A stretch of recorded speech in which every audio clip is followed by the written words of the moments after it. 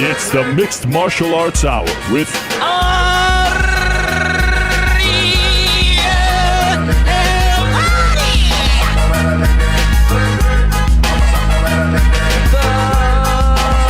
Martial Arts Hour back in your life on this Wednesday, August 23rd, 2017. Hello again, everyone.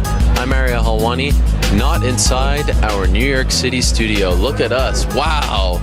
Boy, oh boy. We're all grown up. This is amazing. For the first time in our 8-year history, my friends, we are on the road. This is the very first ever on-the-road edition of the MMA Hour, your favorite show that, of course, airs every Monday right here on MMAfighting.com, but things are a little different this time out. Where are we right now? We're in Las Vegas, Nevada. We are in Sin City, my friends, and right now we are inside the Mayweather-McGregor Media Center. You can kind of get a scope of where we are. There's a great shot right there. The entire scope of this media center. They call this Radio Row, and there's a bunch of radio stations, radio shows behind us, doing shows live from Vegas in anticipation of the highly anticipated Floyd Mayweather versus Conor McGregor fight. Now, our show is a little different because, to the best of my knowledge, our show is the only show that will be doing this many hours of live streaming video from right here in Las Vegas. 2 hours today from 3 to 5 p.m. Pacific time, 6 to 8 Eastern time. We're doing the MMA Beat at 1 p.m. Eastern time, right here from this set. The boys will be joining me tomorrow afternoon. Then, again, same time, prime time, 6 p.m. Eastern time to 8 p.m. Eastern, right here. We're back doing another episode of the MMA Hour, and then at 1 p.m. Eastern on Friday, as to not coincide with the weigh-ins on Friday afternoon, we're going from 1 to 3 p.m. Eastern time. This is amazing. For me personally, if I could just wax poetic for a little bit and get a little nostalgic, this show started in 2009. When I first pitched the show to the folks over at AOL, they said, don't go longer than 15 minutes. They said, no one wants to listen for more than 15 minutes. I said, give me an hour because my intro is going to take 15 minutes. And over time, it has progressed, it has grown, it has grown, it has grown, and it's now 5+ hours, as you know, every Monday.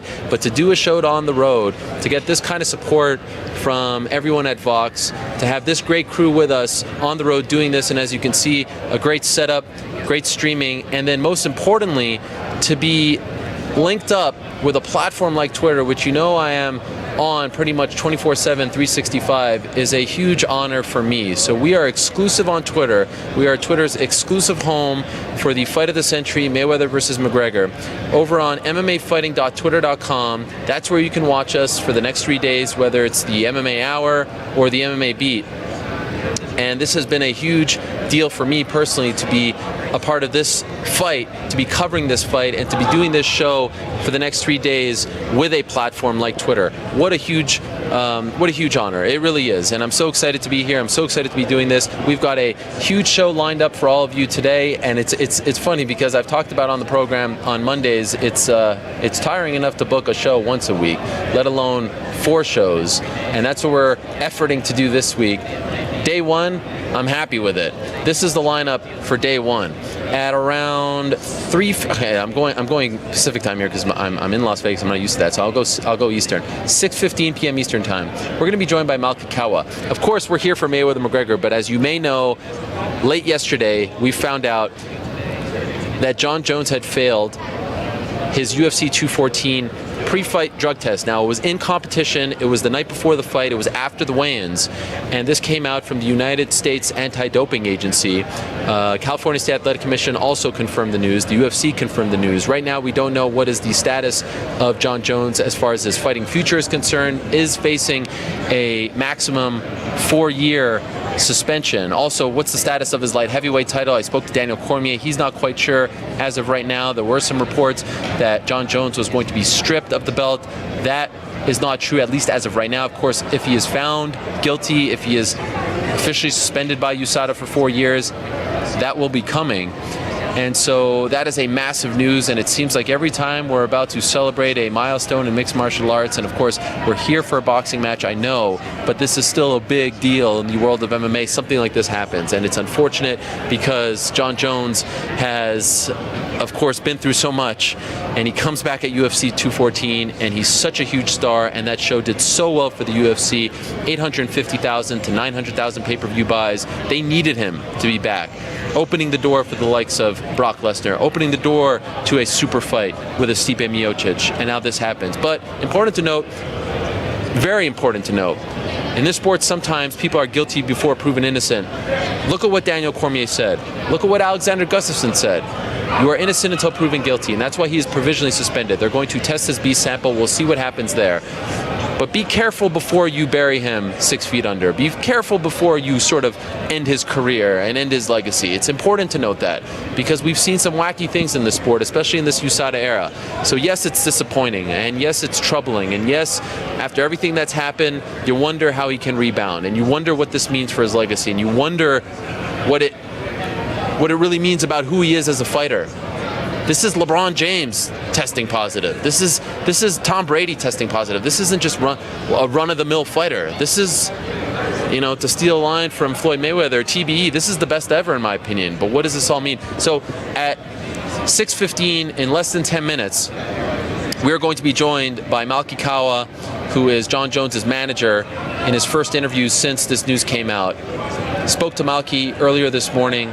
He is fired up. He is somewhat emotional. This is an emotional time for them. They thought that they were turning the corner. They thought that the storm had passed them. And so I'm very curious to hear what Malki Kawa has to say. So that's at 6:15 p.m. Eastern Time. At 6:35 p.m. Eastern Time, I'm really excited about this. Joining me on our set will be two veterans of MMA, two veterans of the UFC. Phil Baroni, the New York Badass, Stephan Bonnar, the UFC Hall of Famer, the finalist on The Ultimate Fighter Season 1. They'll be joining us together. They've been doing some pro wrestling together, and they have some hot takes as far as this fight is concerned. They've got some hot takes as far as the state of MMA is concerned. They are characters, and I'm excited to be talking to them at around 6:35 p.m. Eastern Time. So that's two guests that'll be joining us on the set. Afterwards, again, I'm saying 7:05 p.m. It's going to take me some time to get back and forth between Eastern and Pacific time zone. At around 4:05 Pacific, 7:05 p.m. Eastern time, Michael Conlon, the 3-0 professional boxer, the two-time Olympian, bronze medalist in the 2012 Games, and oh, by the way, the young man out of Ireland, Northern Ireland to be exact, who made his professional debut St. Patrick's Day of this past year, who had Conor McGregor walk him to the ring at the theater in Madison Square Garden. He'll be joining us to weigh in, of course, on Mayweather-McGregor. Whether or not he was a part of this camp, wanted to be a part of this camp, he's returning to action in September. Really excited to talk to Michael Conlan. That will be at 7:05 p.m. Eastern Time. Then at around 7:30, we'll be joined by Al Bernstein. Al Bernstein is one of three men who will be calling the fight on Saturday night for Showtime Sports. Play-by-play will be Mauro Ranallo, Paulie Malignaggi, who we all know so much about, and Al Bernstein will be the third man in the booth. He'll be joining me to talk about the fight. Now, speaking of Paulie Malignaggi, I should say, Stephan Espinosa, the president of Showtime Sports, I spoke to him earlier today prior to the press conference. They just had a press conference at the MGM Grand just a few minutes ago, and Espinosa told me, I asked him, is Paulie going to be still on the broadcast? He said yes. So that is good news for all you Paulie fans. I think it's the right move. I think that he somewhat validates the $100 price tag. I think people, whether they want to admit it or not, want to hear what he wants to say. Yesterday they had the Grand Arrivals, which is a boxing thing. I know a lot of MMA fans aren't really used to the Grand Arrivals. This is a boxing thing that they typically do. The fighters come to the host hotel. Usually, if it's a really big event, it's inside an arena. Yesterday, it was outside the T-Mobile Arena, and it was sweltering. At one point, I actually thought that I was going to faint of dehydration. When I was talking to Conor in the back, there were actual sweat buckets just dripping off my face. It was very hot. And after Conor met with the media, there was a bit of a run-in with Paulie Malignaggi, and we caught it on camera. In fact, I pulled out my iPhone and I captured it all. I was very proud of myself. I was looking to get a shooter credit on that, but unfortunately it did not happen. We did capture the back and forth. You've seen it on our MMAfighting.com page as of right now, and so I was wondering, I asked Stephan Espinosa, will he remain on the broadcast, and Espinosa said yes. So I want to hear from Al Bernstein as to what he thinks of all of this. The fight, of course, and then the Paulie versus Conor McGregor feud. And then finally, how about this? We are going to be joined by Ice Cube. Ice Cube, the legendary rapper himself, the hip-hop mogul himself, O'Shea Jackson Jr. Ice Cube will be stopping by, and this is a very exciting thing for me. I'm a big hip-hop fan. I have a ton of respect for Ice Cube, and this is very cool because he is a fight fan, but he's also the head of the Big 3 basketball tournament. And you may have heard that the Big 3 basketball tournament actually had the T-Mobile Arena booked for Saturday night. It was the finals of their season, the 3-on-3 Legends of Basketball League that just launched this year. Well, they had the T-Mobile Arena booked, but they announced the fight, so then he had to agree to take his show to the MGM Grand. I wonder if there was some money involved. He was saying, look, if you want to pay up, you could pay up, but as of right now, I'm not moving. Eventually, they did move. So he's here promoting the event. Earlier, Kenyon Martin, former Denver Nugget, #1 pick, former New York Knick, former New Jersey Net. He was here. There's a bunch of basketball players just milling around. This is a dream for me. Basketball and MMA and boxing, combat sports. Brett Musburger is here. It's a who's who. This is all very exciting. So that's the lineup for today. I got here yesterday morning, early morning. Went to the Grand Arrivals, captured the whole Paulie thing. That was a lot of fun. Then got here, and of course, and by the way, there's a rainstorm going on. It never rains in Las Vegas. I'm here all the time, and it never rains. It's very weird. Then we got the Jon Jones news. That was crazy. Still kind of trying to digest all of that. Jon hasn't talked as of right now. Did speak briefly to Dana White. Asked him a question, and he was very nice. In case you're wondering what my question was, I asked him if he felt like this was the breath of fresh air as a promoter because he could just back one guy. It's kind of reminiscent of him and Chuck Liddell back in the day in Pride. Remember that? And so he said that he liked it, but it makes him nervous and his heart is going to be beating. Anyway, it was a nice, cordial little chat. And so that happened earlier today. They had the press conference. The press conference, if you missed it, was very subdued. It was unlike anything that we've seen in the build-up to this fight, World Tour. There were no fans there, so I think that they were not really feeding off of anything. Perhaps the most interesting note to come out of the press conference, as I want to get this right. I want to get this right. They came out and announced that an actual belt will be on the line, and it's called the Money Belt. And this is a page out of Ted DiBiase and Virgil back in the day. I don't know if anyone even consulted with those gentlemen, but they actually came out. WBC President Mauricio Suleiman announced that the Money Belt will be on the line this Saturday as Floyd Mayweather Jr. and Conor McGregor compete against each other in the boxing ring. 3,360 diamonds on said belt, 600 sapphires, 300 emeralds. Oh, and by the way, it's made of alligator leather. This is true. They actually came out and presented it and had a whole presentation. It was very, I didn't expect. I actually spoke to Bob Bennett on my way out, and I was like, did you even know that there was a belt? And he kind of laughed at it all. I mean, it's not a real belt. It's kind of a fictitious thing to, I don't know, give some credence to this fight. I don't think it's necessary, but these two guys. They like money. They like flashy things. Why not? I was talking to Floyd earlier today as well, as I just casually dropped that.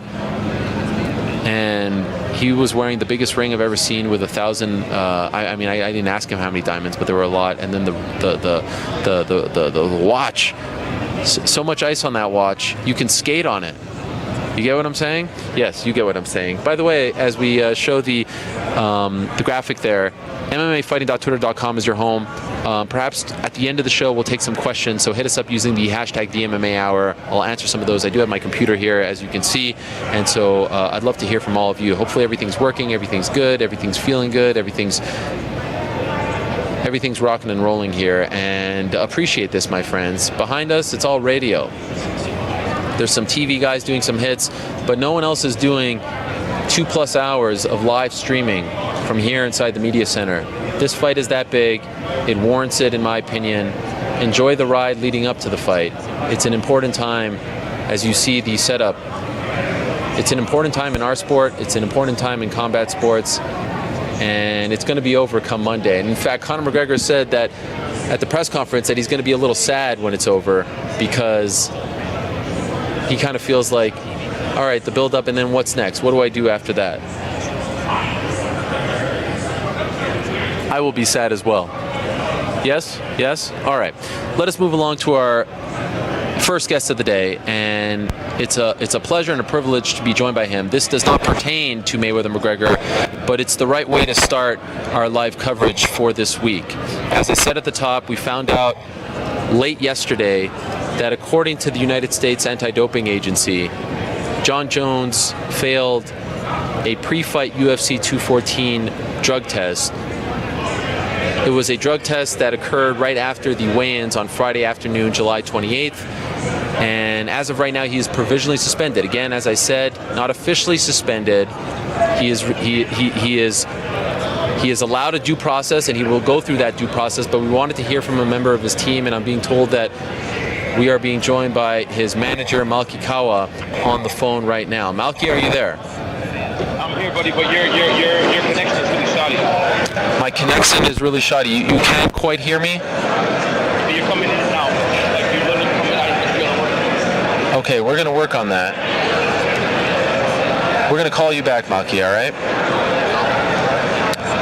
We're going to work on that. As it got really loud in my ears there, this is all a little new, so bear with us for a second, but we will reconnect with Mr. Kawa here in a matter of moments and hopefully get him back on the horn and speak to him about the Jon Jones situation. They did put out a statement yesterday, which if I could pull up, I will. Here it is. This was given to us by Jon Jones's camp. We are all at a complete loss for words right now. Jon, his trainers, his nutritionist, and his entire camp have worked tirelessly and meticulously the past 12 months to avoid this exact situation. We are having the samples tested again to determine the validity or source of contamination. Jon is crushed by this news, and we are doing whatever we can as a team to support him. That was from Jon Jones's team on Tuesday afternoon, right after the news came out. Daniel Cormier also released a statement exclusively to us first. He said, quote, "It's hard to find words to describe how I'm feeling right now.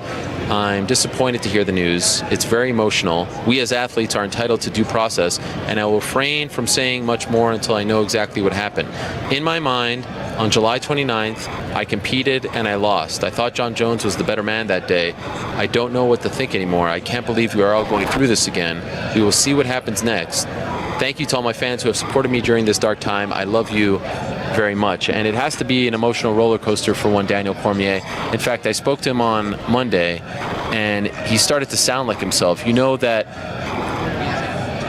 he was on the program just a couple of weeks ago, and he sounded a bit dark, a little disturbed. Maybe not disturbed, but a little depressed, a little down. And it was obviously a big blow to him emotionally and physically to lose this fight to Jon Jones, especially considering how he looked in the fight. And it felt like on Monday he was starting to feel like himself. He was starting to sound like himself. He was getting over it. He was going to Hawaii with his family. He was taking a bit of time off. That's what it felt like, at least to me. And then he gets this news, and in fact, I was the one who broke the news to him. He did not believe it. He kept asking me to swear on my kid's life because he thought that I was playing a prank on him. And I don't blame him. I thought it was a prank when someone told me about it. And so as of right now, he hasn't talked just yet. And it remains to be seen what this means for him, what this means for the light heavyweight title. And it's obviously unfortunate for Jon Jones, and you wonder how he's handling it. You wonder, he has not talked, of course, but it has been a rocky road over the last 2 years, ever since that victory over Daniel Cormier at UFC 182. For the UFC, of course, from a business standpoint, this is a massive deal and a massive blow as well, because Jon Jones, without Conor active, without Ronda Rousey active, is their biggest draw. Let's see if we got Malki now. Malki, are you there? I'm here, but you're still... I'm still very low? I can hear you now. Okay, let's try there, because he's very low to me. Sorry, Malki. Bear with us here for a second.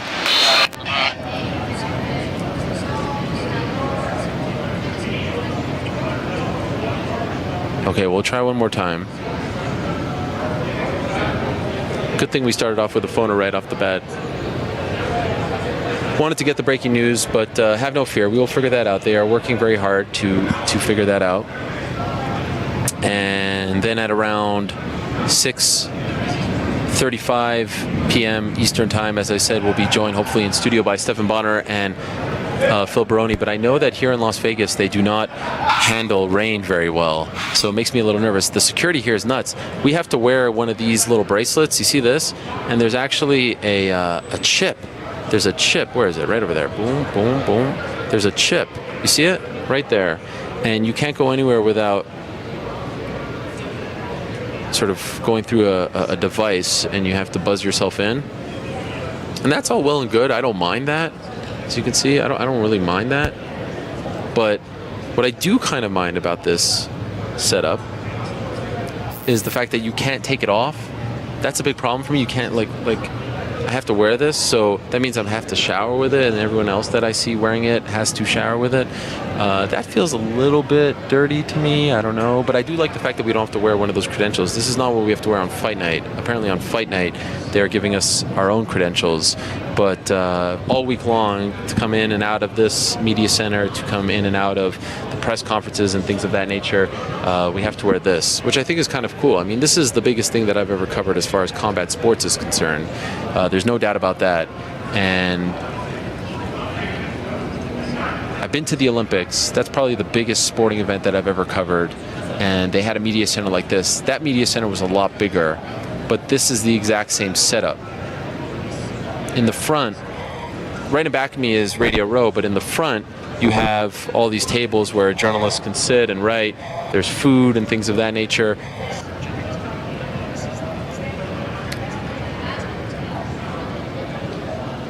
This is a big deal.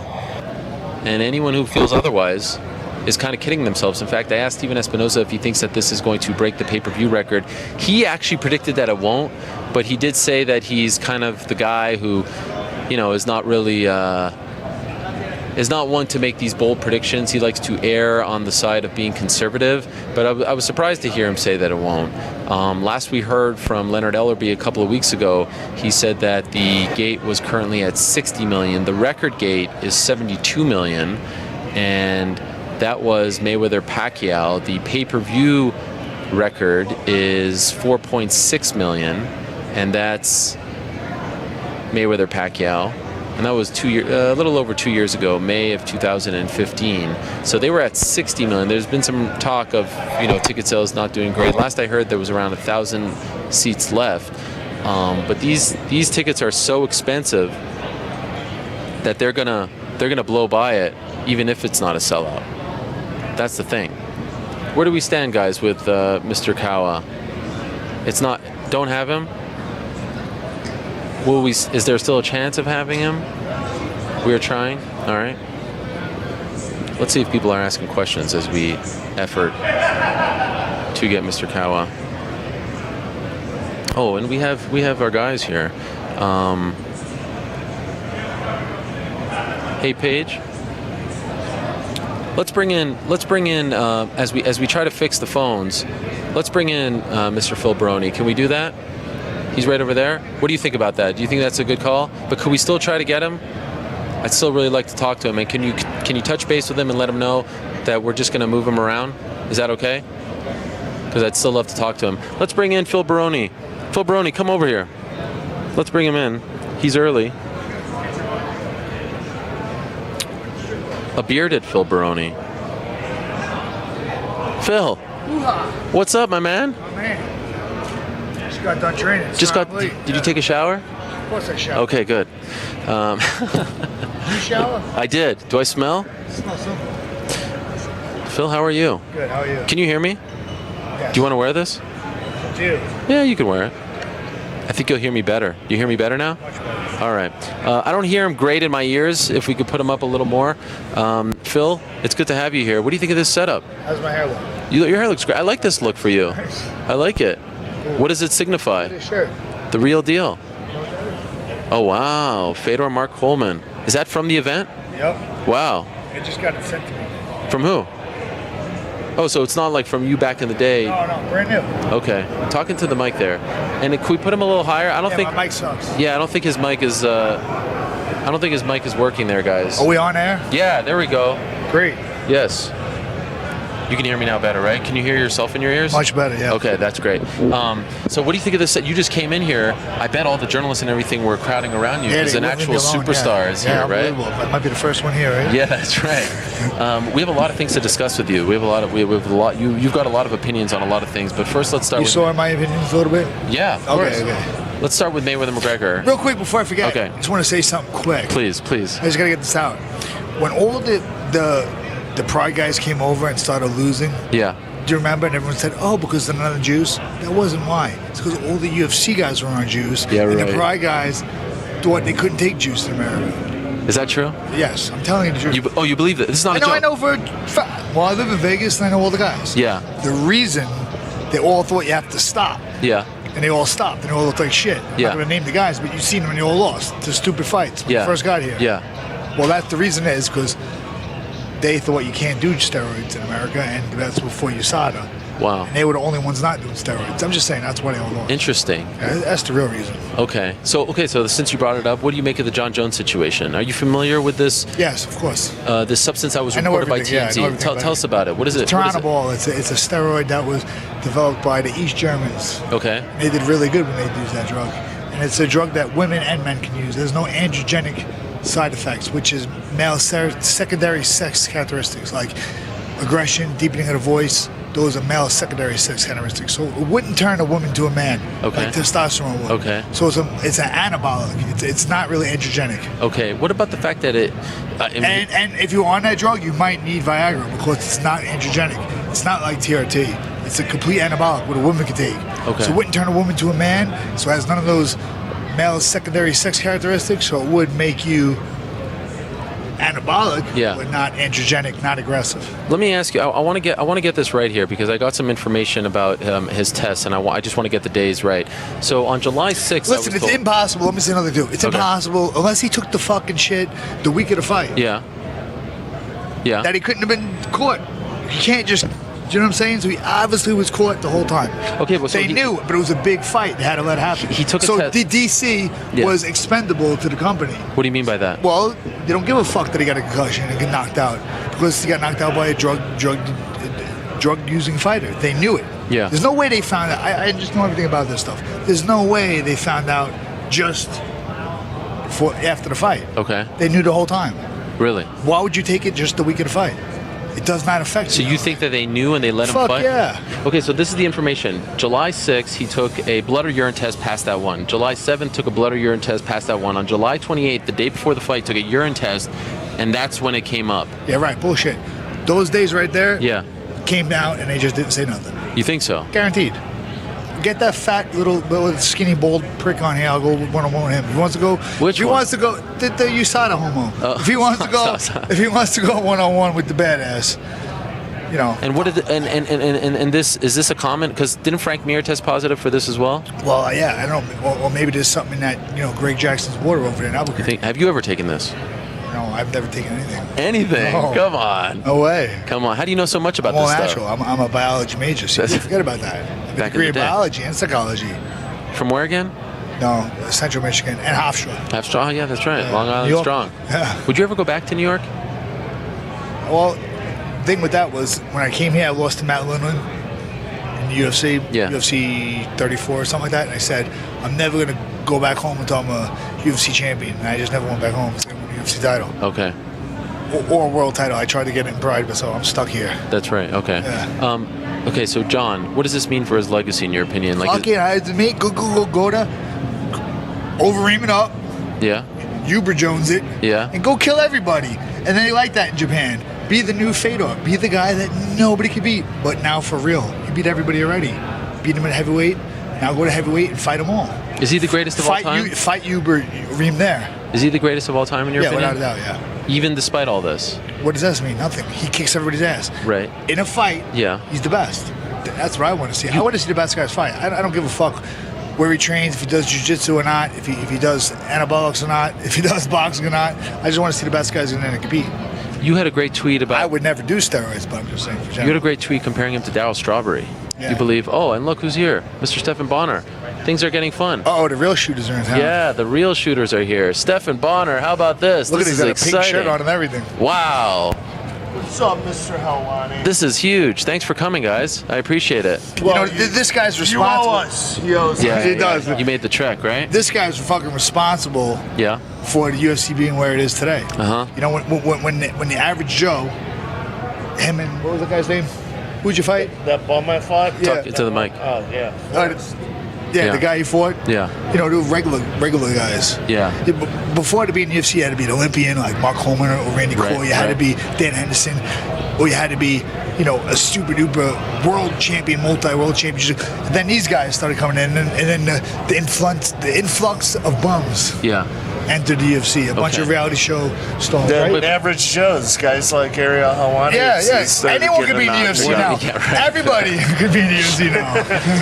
Wow. Well, it's good to see you here. We were just actually talking about Jon Jones, and you know a thing or two about Jon Jones, right? Yeah. You fought him. Oh, yeah. What was your reaction when you heard the news? Honestly, I'm not going to believe it until they test that B sample. You know Oh. what? If Fox News could put Trump in the White House, I think Fox could find a way to get that title back to Daniel Cormier. Oh, I think wow. it's, yeah. Wait, so he's quick to say that it was all, you know, everything was I wasn't tasted. mad about Trump. Trust me, me and Trump are friends. So Yeah. that part was good. But He's to from see New York. him, He's from Queens. That's That's why. right, that's right. but to see him do this to Jon Jones just so they could get that title back in Cormier's hands, that breaks my I mean, it was heart. definitely a conspiracy. I Wait, let now him you're break that. No, flip-flopping. I'm Now letting you're him break that. I'm letting him break that. What do you mean? What's the conspiracy? Well, go ahead.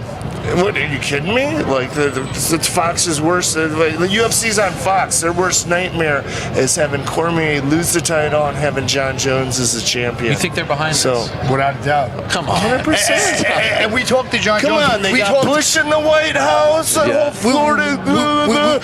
He's they friends got with Trump Jones. in the White What? House. He was Close. behind on all the polls, and now they got Daniel Cormier holding the title Okay. once again. But really, Go ahead. I forgot. What was Okay, let me ask you a question, Stephan. You fought Jon Jones. Daniel Cormier, yes. He's close to Jon Jones. He spoke to Jon Jones, and he told him. He didn't take anything. You spoke to Jon? Yeah, Jon told him I didn't take anything. When did you speak? I swear to God. I spoke to him yesterday. I don't believe I it. couldn't believe my eyes. Wait, when you fought- He called him. He's got his we're number. They friends. fought. They spent 3 rounds That's right. together. When you fought him, Me, him, and Melvin party together.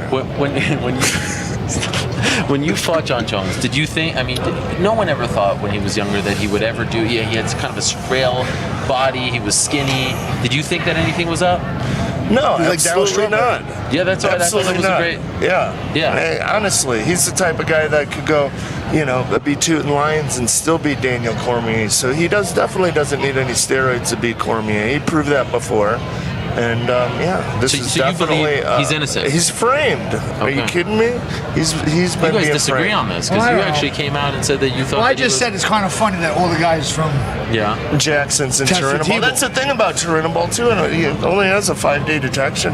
Was he really taking it like 5 days out from the fight? I find that hard. Have you ever to tried believe. it? It's not 5 days. It's like Have I? 14 Yeah. days. I think it's 14 I days. prescribe testosterone from a licensed physician. I do not break the law. Okay.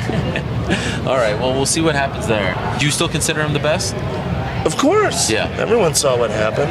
But you know what is good about this? We're looking to sign Jon Jones at the Legends Room. We're having a huge That's right. viewing party That's for right. McGregor Mayweather. And, Okay. he's. Let's transition to We're McGregor. You guys really own- looking to what's sign him. the Legends Room is an adult. It's an upscale strip club that Okay. we take cryptocurrency. What does that mean? Bitcoin, Ethereum. We actually raise money to buy the club by selling these Legends Room on a site called BitTrex that sells digital commodities. So this is a tradable. It's liquid. You buy a membership, my you're a idea, member believe it or for not. It life, was my idea. and you own it, and you could rent it out when you're not in town. A few years, this Legends Room membership is going to be worth a lot more than $5,000, which you could get it for now, and you could trade it. You could sell it back in and trade it when you're done using it. So most of the members at the Legends Rooms aren't these big strip club party fans. There's these guys that have been collecting Bitcoin since it was down at 40 cents. That's sitting with these accounts that have $6 million in it, and it's hard to spend it. Sure, trust me. In the United States of America, it's hard to spend Bitcoin. We got an ATM in our club. You can put your Bitcoin in and get Money out. Cash out. Wow. Both ways. And you guys own the club? So yeah, we're part owners of this club. Look at you. But luckily, Entrepreneurs. Phil didn't have to spend his bit because he got 10 grand in Bitcoin back in 2009. He forgot about it. Wow. But fortunately, we didn't have Overseas, to spend tax-free our money. own money. We raised money to buy the club by selling these memberships on this site. Wow. And that's the whole point, the beauty of the Legend Room. It's come watch all the biggest fights with legends, with guys such as myself and Phil Baroni. Right. We signed Felice Herrig. We're looking to sign Jon Jones. We've been talking in talks with Misha Tate as well. So. Okay, this is exciting. And you're showing the fight on Saturday. That's how you'll be watching. Oh, you better believe it. And you're coming too. If you come, it's going to be the best place to watch the fight. Are you kidding me? We got 100 screens. Well, every room has I got screens. a table and a bottle. Here you can. What? It's a soft opening with MMA fighter dudes. You're not covering it. It's I'm a married man. journalism. I'm a married man. Yeah, so what? There's a lot of married dudes. By the way, are you? I'm not anymore. Are you? What happened? Fuck that. I got a strip Really? club. Yeah. You got divorced? He's opening a strip club. Yeah. Can't afford Beat to it. be married. Really? Scram, yeah. You're single now? Yes. Oh my God! When did that happen? No, just when I decided to, when I got my Bitcoin together. Okay. Yeah. All right. Gots to go. Are you? Still I'm spoken married. for? Okay. Yes. Now, are you guys in competition with Floyd Mayweather's girl collection? It's not Technically, competition. yes, No, but not really it's not competition. No, we're bringing in Bitcoin millionaires. He's bringing in the hood. Okay, I understand. Now, how do you gentlemen feel about this fight? You're in favor of it. You like the fight. I like fights. It's like back in the day. Hey, there's a reason the circus has been around for hundreds of years. It's damn entertaining, and this fight is pro It's like wrestling. Muhammad Ali and 101. Oki. This is it. Same shit. Right now, real shooters soaking up pro wrestling. This is it. Destroying This is it, a yeah. perfect example of how pro wrestling. The fights are work, yet they're selling out these arenas. Everyone's coming to see them. Same sort of concept. It's all about building the fight, the hype, the talk. That's 90% of it. Connor was mocked for his workout, but you actually have a great take on the workout. It was a joke. What was it? He copied Hicks and Gracie. That was for all the smart the Mark, rubber arms. smart Mark Smart MMA marks. fans. You know what I mean? Like me, I knew what that was. Yeah. All the goofy boxing people have no idea what he's doing. But if if you know MMA, you've been following it, watching it, you know what he was doing. Okay. Every MMA fighter in my generation was watching movies like that and rites of passage, trying Hicks to and learn Gracie, about. right? Yeah. Yeah, that was his workout. Yeah, it was his workout. He did on the beach. You saw that and you were like, oh, I knew of course. exactly what he It was was doing. a wink to us. He was telling, it was a wink to the marks. Okay. MMA marks. Could you believe these boxing guys, how much they're mocking him? Like, there are some legitimate, respected boxing people who don't think he'll land a punch. Jealousy. Why jealousy? Because everyone wants to get that kind of payday. This guy's 0-0, has no boxing titles. Not one boxing fight is going to make more money than I did my entire career. All my fights put together, even. This isn't fair. This is a travesty. I'm going to start hating on Conor McGregor. Okay, I see. Do you think he has a chance, Stephan? He's got a puncher's chance. He's a big, tall southpaw who could crack. So, yeah, he does have a puncher's chance. The most probable scenario, Floyd's going to give him a boxing lesson. But there is that element of, hey, there's a chance. Well, look at the Mosley fight. Mosley had him on Queer Street in that second round. Mosley was a champion many times. Sure. He was 46 years old in that fight. Think about it. Floyd was, what, 30 back? Gimmicked up. Still. He was a young 46. Okay, so do you think that he has a chance, Phil? Do you think he has a puncher's chance as Well, anyone has a puncher's chance, but no. No, not at all. Not really. No. So his team, his coach, John Kavanagh, on Monday told me that if Floyd engages and comes forward like he says he will, it's going to take 1 minute to knock him out. You believe this? Good talk. Imagine he cracks him. I mean, anything could happen, but... Yeah, why would Floyd do anything different than he's ever done? You know, and of course, but before the fight, you say all this stuff. Oh, we're going to stalk him, then we're going to go forward. But it's Floyd, you know. It's just like some wrestlers in the UFC. You're going to revert to what you know best. Keep your gym down, fight behind your gym. Floyd the best. When I first moved here, I used to go to Top Rank with Dana White to get sparring. Dana White used to accompany me to Top Rank. I mean, I had video of it. And Floyd is a dog then and is a dog now. I'd go there, do a whole boxing workout, spar 5 rounds, hit the bag 4 rounds, and Floyd Mayweather the whole time at Top Rank Gym back in the day when he was pretty boy, not money, would be jumping rope 45, 50 minutes. The whole time I got a whole workout in. Wow. He'd be jumping rope. He just started. So he works his ass off. He's a dog. I mean, you can see him running around Vegas at 5 in the morning, 4 in the morning, just running. Just running. You know what I mean? You go out to the club, you see him leaving, and you come home to the club, you see him coming home. You know what I mean? That's how far he runs. And when me and Frank Mir used to work at the Rhino, Floyd was one of the best customers, and never once I ever seen him have one drink ever. Really? The entire time I was there. Wow. He'd be in there all night with his crew, not even a sip of alcohol. Do you guys, sip of girls, but not a sip of alcohol. Do you guys believe that if he loses, this is a disaster for boxing, that his whole legacy comes into question? I mean, to lose to a guy who's 0-0. He does have a lot of pressure. He is More fighting. pressure than Conor, right? Way more. He's No fighting pressure, for, no Come on, diamonds. boxing He's dies money if way Floyd better. goes down. He's right. money. He ain't losing this fight. I mean, how can he lose this fight? Not if, I mean, the big left. I mean, did he never size never difference? fought anybody with a big left before? No. Yeah. Yeah, it's the first lefty he's fought with a big one. Okay. But do you agree that there's more pressure on his shoulders? For 'Cause sure. Everyone's by chance, Conor lands that big one, knocks Floyd out, then boxing dies. yeah. It really No, it does. doesn't die. Oh, you said die. It's going I to turn didn't hear into a that. joke. Die. No, Come it on. doesn't die. You The guys real don't fighters subscribe in to the UFC. You don't subscribe to the theory that boxing is dead and things like that. Boxing's No. actually having a better year Boxing's than great. MMA. Triple G fights Triple big. G Canelo, Anthony Joshua doing all his big thing, Errol fights. They're great Spence. fights. I like boxing. I came from boxing. Right. I used to train at top. Are you guys fans of Connor's? I like what he's doing. Do you feel like what he's done for the sport is I good? think he's reading the book I wrote, but Come he, on. and he has a way better. The NYBA and he has book? a way better. He has a way better platform. Right. I had no platform. I didn't think I had YouTube Right. when I was in my prime. You know what I mean? It's funny that you mentioned that. 10 years ago back in June, you had that fight against Frank Shamrock. And to me, that was the beginning of you using YouTube to promote a fight. Remember that? Frank first. Yeah, he was. That was brilliant stuff. He was good. Yeah. You guys they put out the blueprint. That maybe was 10 years maybe ago. ahead of our 10 years time. ago, Yeah, ahead of our time. 2007. Do you remember that fight? Yeah, of course. What a great fight that was. It's a good fight. And that was a I hated that fight. That was a co-promotion, right? That was a Strike Force Elite XC. Yeah, because Koga does that. He's doing that stuff in Italy right now with the kickboxing. That's right. He does that. He's willing to work, and it's better. They can work with the local promoters and get that whole fan base easier. Yeah. UFC's a machine; they don't need to do it. But someone like Koga, it makes sense. Are you surprised that Dana allowed this to happen? Yeah, he did it kicking and screaming, but money talks. Yeah, money talks. It's money. And he's got new bosses. Who knows? If they said, "Fuck you, we're doing it." Right. You know what I mean? It might have been. We went to those guys. No. I mean, come on, $100 I mean, pay-per-views. yeah. They're going to do over $1 million easily. Right. I mean, come on, we're paying $20,000 to show this fight at the Legend Room. How much? $20,000. 20,000. We lost the left ear here. But we got Rob. it free. Yeah, you guys can still hear yourself. They're giving, Dana White's they're giving giving it to us us a free. deal. Oh, it's Bonnar. Oh, he's got to give it free. He told me he's giving it free. Just text me. But do you think that they're doing this because of the sale? Like if they didn't sell and they didn't have the down 2017, Well, I don't think Lorenzo would be doing this. you don't think so? No. Why? I mean, maybe. Do you think it's what bad? do you mean why? They never do it. They never do shit like this. These guys want to make money. These guys are into entertainment. Remember Joe need to Silva's make whole money. They gimmick dropped a was lot of it's a money. How are sport. they going to make that money back? Especially, come on, look at the pay-per-views nowadays. They're not even hitting 200,000. Yeah. So yeah, Now you got Jon Jones they're leaving. trying to make some of that $4 billion back for sure. Okay, so let me ask you guys about this.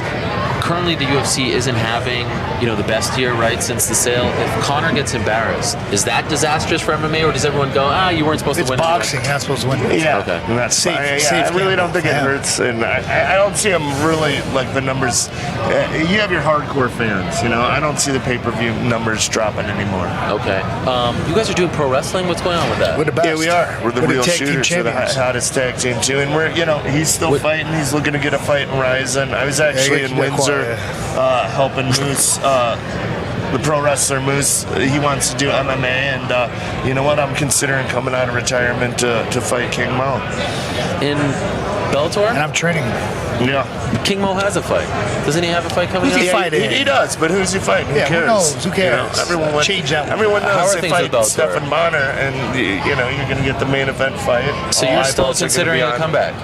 Yeah, honestly, I never liked. Show him. I I've never been liked training him. King Mo. Look at that. He's Look at with, that. 24-inch pythons. ATT now, Bang. and Bang. honestly, ATT American Top Team, they're a bunch of scumbags. They're Carlson Gracie's old rejects. You have Ricardo Laborio, you have Conan Silveria. You got those guys. They betray Carlson Gracie, and they team up with that low life Dan Lambert and go to ATT. And now King Mo's training there. I always had a vendetta with the ATT. Now I got an excuse to carry that vendetta out. So Yeah, and if he's fighting Queen Mo, then fuck Queen Mo. and come on, let's call a spade a spade. King Mo is just a little bitch bitch-ass 85er in the head. Okay. Just 2 more minutes with these two gentlemen. I wanted to ask you What are you something. trying to say? Is to get on the T-ball? On Facebook recently, you had a really heartfelt post about MMA and the damage and seeing young girls and young kids, amateur and things like that. I just think it's bullshit. Listen, Dana White's the first guy that will say it. The reason I never became a pro fighter is I see these guys, they take the damage. I see them in the gym 10 years later in the bag and nobody around them. You know what I mean? And now, because only poor people fight for a living, really. Only people that have to get ahead and make it in life, you know, from the bottom, really went to fighting, boxing. Yeah. And now, guys with the Ultimate Fighter and the 5 minutes of fame, guys, you know, see, oh, I can be a fighter, I can get something out of it. It's way harder to make HBO than it is to get an Ultimate Fighter and get your 5 minutes of fame. Yeah. It's easy. You have no fights. 2 fights, you're an Ultimate Fighter. See, what breaks Baroni's heart is seeing these average Joes go in there and get their brains scrambled. It's one thing you're this gifted athlete, world champion, you're going in, you're fighting for top dollar. But yeah, these average Joes, these girls going in and not knowing really what you're getting into, not really knowing what's happening. I knew the risks. I come from boxing. I'm from New York. I used to train at Gleason's gym, Tommy Gallagher's gym. You know, my father kept me out of the boxing gyms. I know the damages. Like Dana White used to brag about knowing the damage. You don't want to be that fighter, 10 years down the ride, shadow boxing in the corner. Nobody looks at you. They call you the ghost. Yeah. You see the ghost. Well, now, what do you think all these MMA fighters would be? Do you regret doing it? Oh, no, I'm a fighter. I love this shit. Okay. Fuck. How about you? Do I regret fighting? Yeah. Sometimes. Well, I regret moving away from home and not seeing my family and my sister's kids. Yeah, I have some regrets, but you got to make sacrifices. Right. I would have done something else fucked up. Yeah, on one hand you do, but on the other hand, I'm in part of the brain study here at the Lou Ruvo Clinic, so I'm in some good hands, and I'm kind of anxious to see how this plays How fucked up you got. Yeah. It's kind of interesting. I hope not. Well, it's great to see you guys. Thank you for doing this. Man, yeah. Remember back Wait, in the real day? shooter is number one, though. Yeah. Number one tag team professional wrestling. Okay. This dude was just, I can't even say where he Come was. on, Helwani, name one tag team who would beat our ass. Nobody. The In Bullet real Club. life. The Bullet Club. Smashed little wimpy dudes. The Bullet Club. They're right doing cartwheels. The cartwheels don't work on the real Rock and Roll shooters. Express. Those were Rockers. subs. They're 60 years old. They're older than me and Bonnar. Those are the only guys. I've seen the box of you really guys. is pretending they're guys like us. This is great Yeah, they're stuff. fake guys. They wish they were us. We're the real shooters. Yeah, We're and the you real want in deal. on the MMA beat too. I think you have a beef with Luke Thomas. I do. You've been calling him out I know for more days. than Luke knows. That's right. He doesn't even know what a drop step is. He calls it a knee pound. It's a drop step when you take a shot in wrestling. Not a knee pound, buddy. I've never heard of a Guys, knee this was pound. great. I'm happy that you did it. Thank you for coming by. Thanks, no problem. This was awesome. Stephan, thank Real you. shooters, watch out for us. There they Take it go. over, Real Professional shooters. wrestling. There You're we going go. down, King Best take Mo the gym ever. Lashley, you're nothing. Dan Hopefully- Lambert, you're a piece of trash. Oh my gosh, look at this. There he is, Phil Baroni. Wow. Can we get a shirt off there, Stephan? Don't be shy. Come on, take off that shirt. Come on. What? Take the shirt off too. There it is. Boom. No other show gets it. Look at that. All natural. Look at the tan on the big honky. The big honky's dark as All hell. Look at him. natural. Wow. Look at that. All Phil natural. Baroni and Stephan Bonnar coming to a square circle near you. Go down, Mo. All right, Go down. guys. Thank you so much. Hopefully that we're okay. Hopefully we're not kicked off Twitter after that. That was great stuff. Thank you very much, Stephan Bonnar and Phil Baroni. All right, do we have him on the phone? Malki, are you there? Can you hear me? Just a second. Here, and I can hear you. All right, Malki, can you hear me? I can hear you. We did it. All right, let's transition there from those two fine gentlemen and talk to you. I appreciate you doing this, and sorry about the technical difficulties at the top.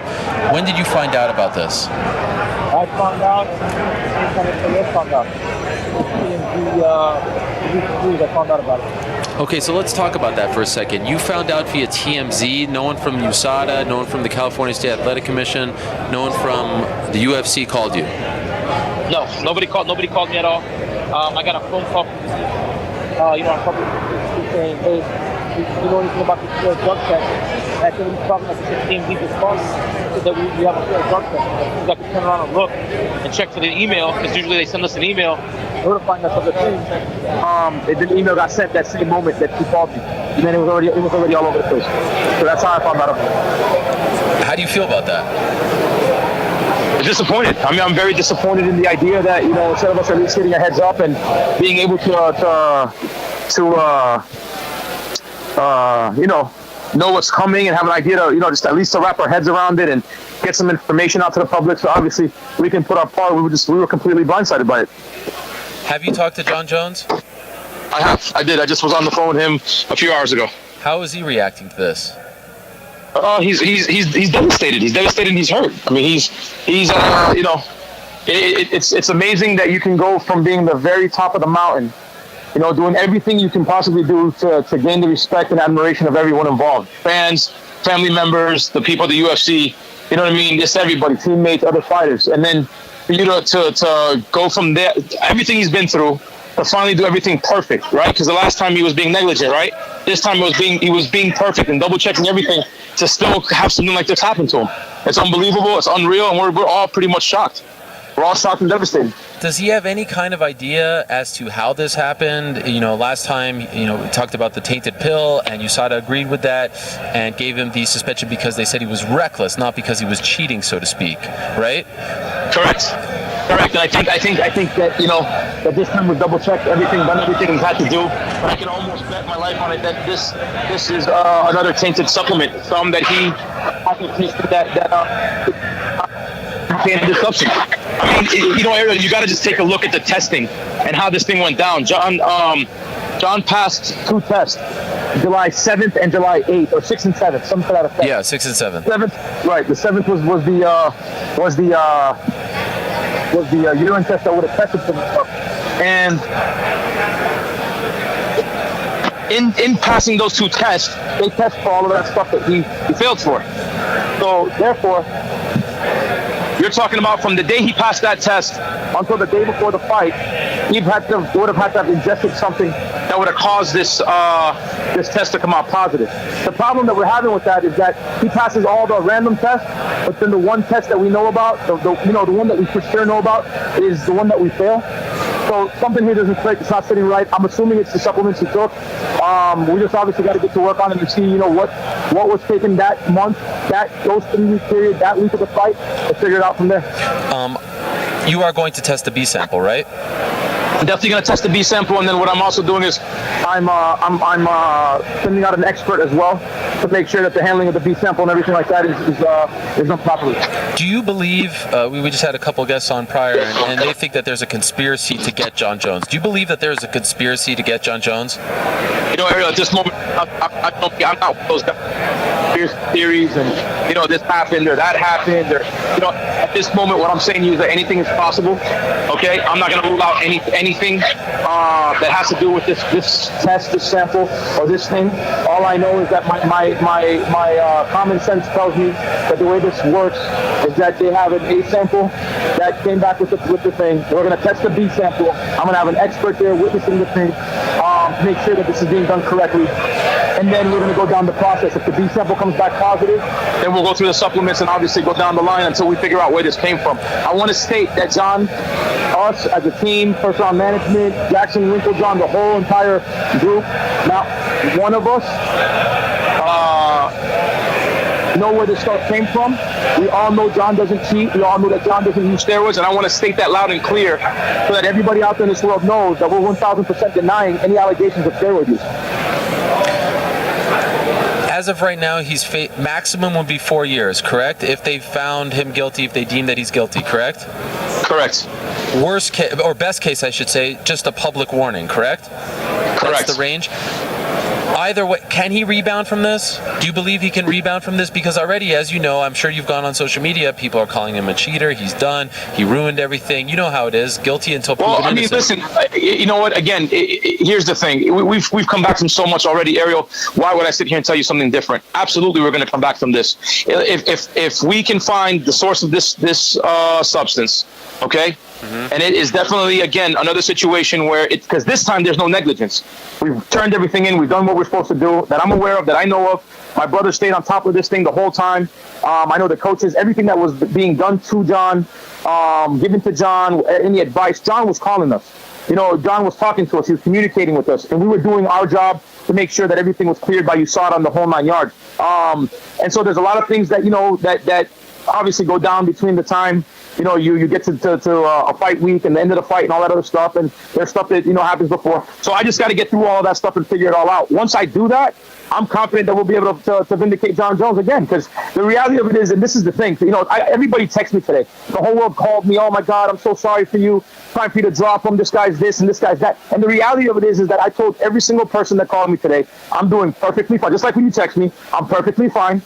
I know this man doesn't cheat. If he was cheating, then I would be worried. I'd be more concerned because then I would know that there's a reason to be afraid. But we know deep in our hearts that Jon Jones didn't do anything wrong here, or at least knowingly do anything wrong. So I just have to get to the bottom of it. And once we do that, we'll be fine. So to me, if the fans don't understand it, I can't help them. I mean, this is like my third client that, it's him, Yoel, and my other client had the same thing happen. It was tainted supplements. We proved it every single time.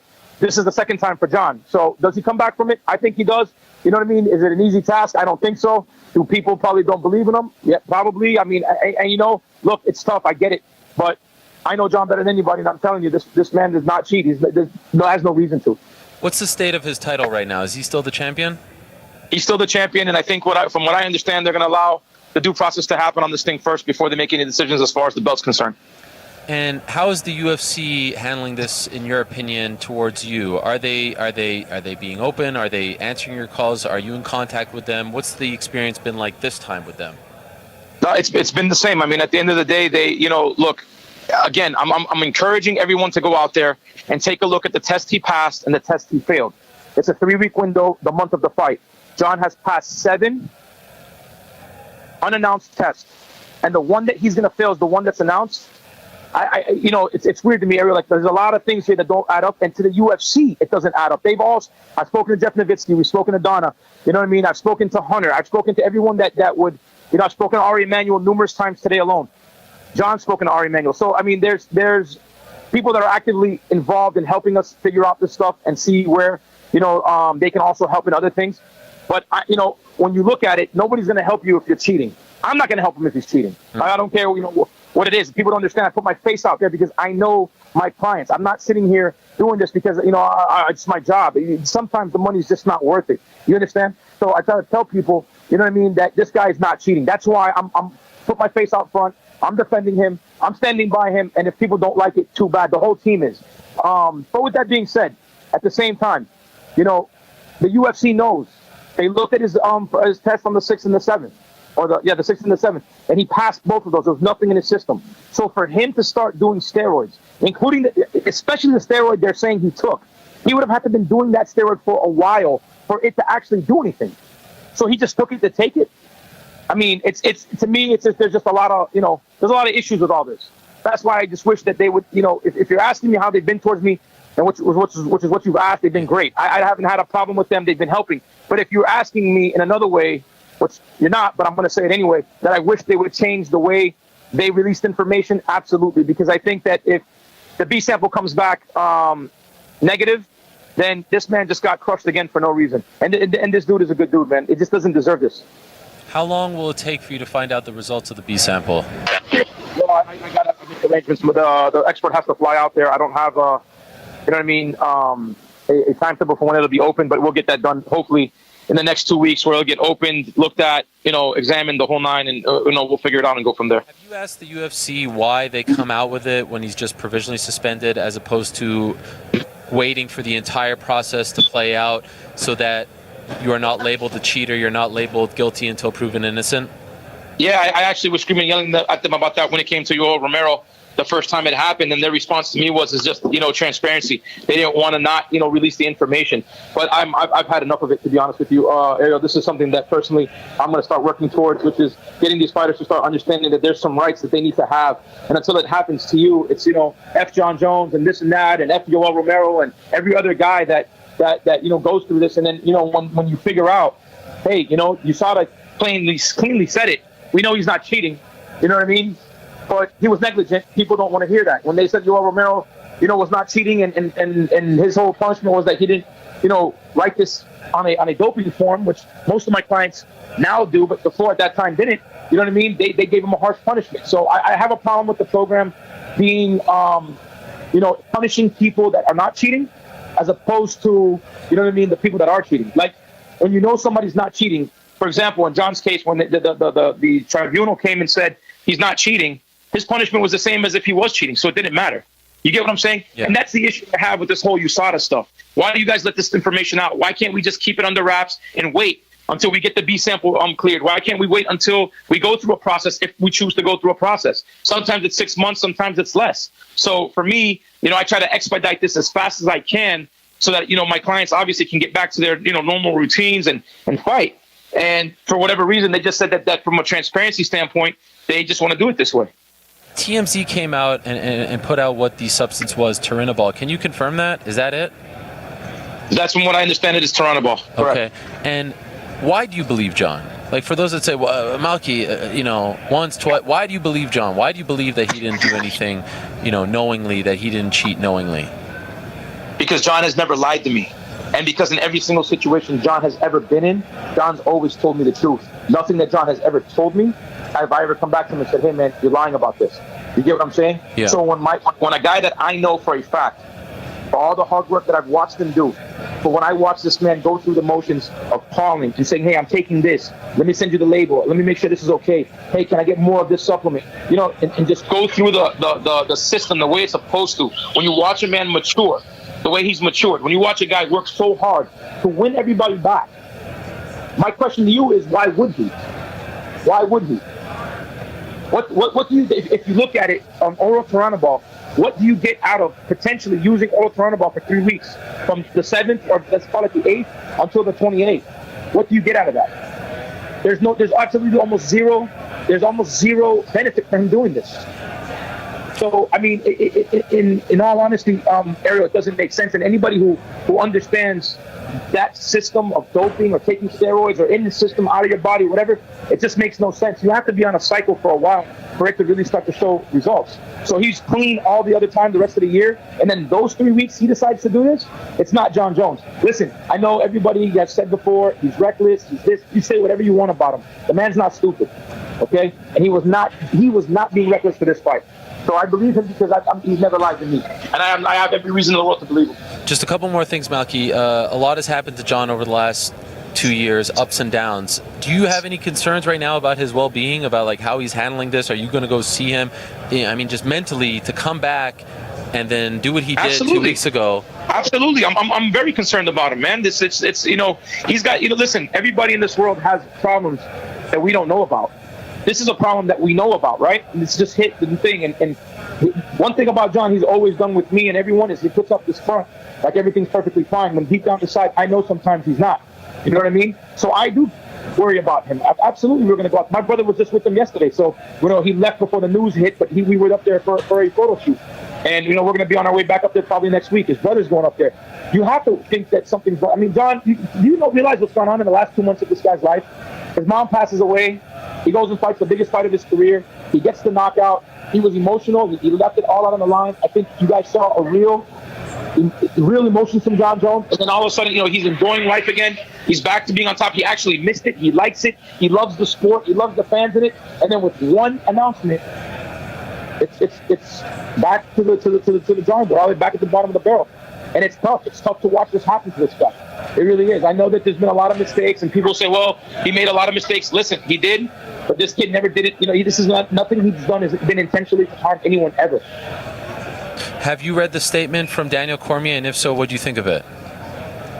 I appreciate Daniel Cormier right now at this moment. I thought that, Daniel Cormier deep down inside has always known that Jon doesn't do steroids. I think Daniel Cormier knows that Jon doesn't need steroids to win fights. I think Daniel Cormier knows that steroids didn't help Jon win his fight. I think that Daniel is a very professional guy, and I really appreciate him right now instead of, piling on, waiting and figuring out what happened. Because in reality, the first time we piled on, when the first time he called the pile on, he knew he was wrong then. It was clear that Jon was just being reckless, that he was not cheating. So, and how's the sponsorship situation going? Are people, I know after the hit and run there was issues, but is everyone staying with him as of right now?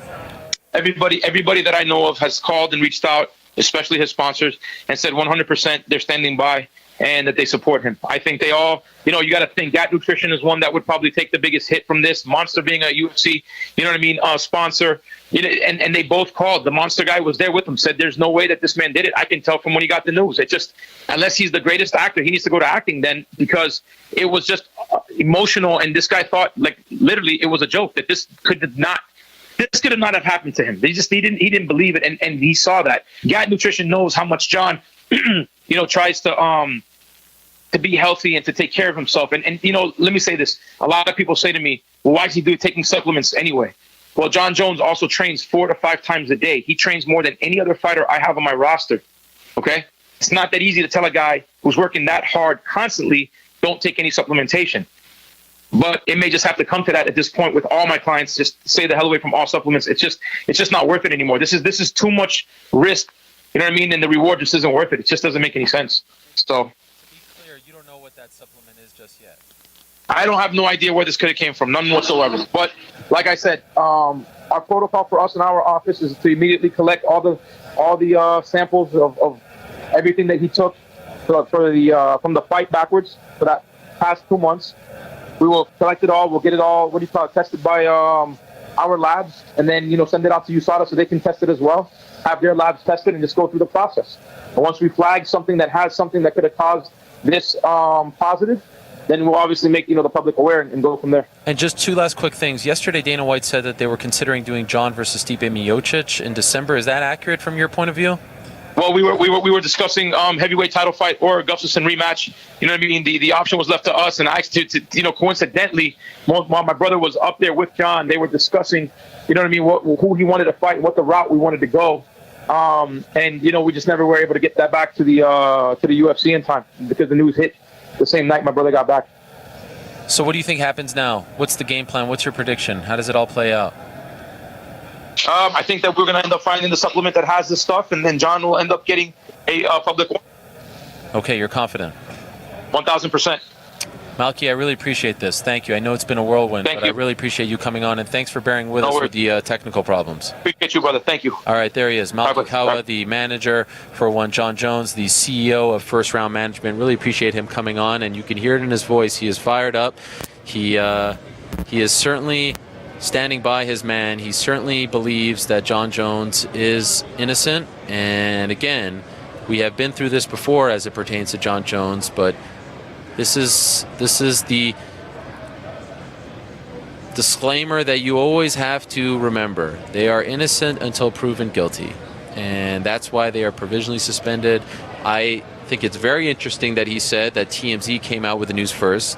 We know that the UFC has a very cozy relationship with TMZ. If that is in fact true, that they learned this via TMZ, how could you not have a problem with that? How could you not have a problem with that? Jon Jones, regardless of what you think about him, deserves the courtesy of getting notified first. I mean, that's just mind-blowing. Now, maybe they couldn't reach him. Maybe he was unavailable. I don't know. But Malki Kawa telling us that they found out via TMZ, that is a bit of a shocker. And so we'll see how this situation plays out. We wish them the best. And again, I urge you, just remember, innocent until proven guilty. All right, let's move along now and welcome in our next guest. I'm so very excited to be joined by this young man, just 25 years young. He is the pride of Belfast, Northern Ireland. He is 3-0 as a professional boxer. He competed in the 2012 Olympic Games in boxing, won a bronze medal, competed also in the 2016 Olympic Games. And back in March, prior to his pro debut in New York City at the theater in Madison Square Garden, he was led to the ring by the one and only Conor McGregor. They are good friends, and I thought it would be great to pick his brain. We are being joined now by Michael Conlon. Michael, are you there? All good, Ariel. How's things, my bro? Oh, it is a pleasure. Thank you so much for joining us. Very excited to be picking your brain. And by the way, congratulations on all your early success. It's been a lot of fun to see you rise, just a few months into your career. Yeah, thank you. I appreciate that. I keep up to date on MMA Hour too. So I'm seeing your stuff, and it's great. I appreciate that very much. When did you meet Conor for the first time? I met him. I think it was before he reached out to me on Twitter and like congratulated me after I won the World Championships in 2015, I think. And then I kind of met him the following summer when he was rematching Nate Diaz. We kind of kept in touch through social media, but I met him in person. And I got him the sparring partner, Conor Wallace. And the guy who kind of replicated Nate, he was a 6-foot, whatever he was, southpaw. And, he kind of had the same style as Nate. So I got him then, and then we just kept in touch and kept in contact and, became friends. Have you ever sparred Conor? No, he's too big for me. I'm only a little 126 pounder. I'm not a 145, 150, 170, whatever he fights at. That's right. Just curious if you ever wanted to mix it up or tried to mix it up with him in the ring, but I certainly understand that. So you guys kept in touch, and I know that you both are competing in different sports, but from afar, is it fair to say that you kind of gained some confidence, inspiration from what he was doing in MMA as you're beginning your career to see what a fellow Irishman is doing? Did that inspire you? 100%. I look at Conor's mental capacity and mental ability, and how he kind of focuses in on his opponents and in on his fights, and how he handles himself. And I took a lot away from that. Took a look at his self-confidence and thought to myself, I should be as confident as that myself. So as a fellow Irishman, he's from the same country as me. I want to be like him. If he's done it and he's from my country, I'm able to do it. So that's one thing I definitely took away. And someone who I've been looking up to for the last load of years is Conor McGregor. Last summer, you were in the Summer Olympic Games in Rio, and of course there was a famous moment where you thought that you were essentially robbed by the judges, correct? And you had this interview on Irish national television, I believe, where you went on this rant about the Olympic judges, right? Did he ever say anything to you about that experience? Did he reach out to you? Did he try to lift your spirits after that? Because anyone who is just a marginal sports fan saw, I think, that moment.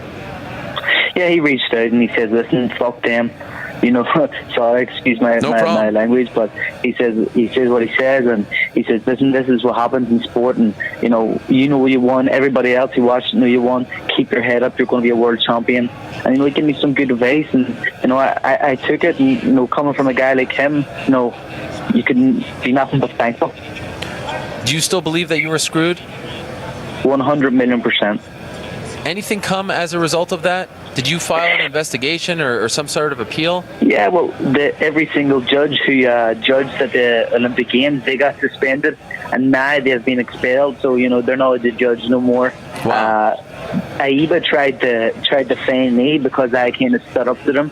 They tried to fine me $10,000 or something, and I just said, "Listen, I'm not paying no fine. I don't want nothing to do with your organisation. So see you later." Wow. And what about the bets? Did they fine you for that, claiming that you were placing bets?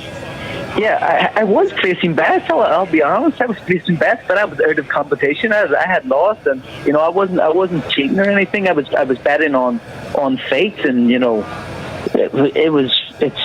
it's apparently you're not good. I didn't know, but that was my mistake. They didn't fine me or nothing. They gave me a warning. Okay, so no fine, no punishment there. No. Okay, after that incident, is that when you decided, all right, I'm going to go pro, it's time to go pro now?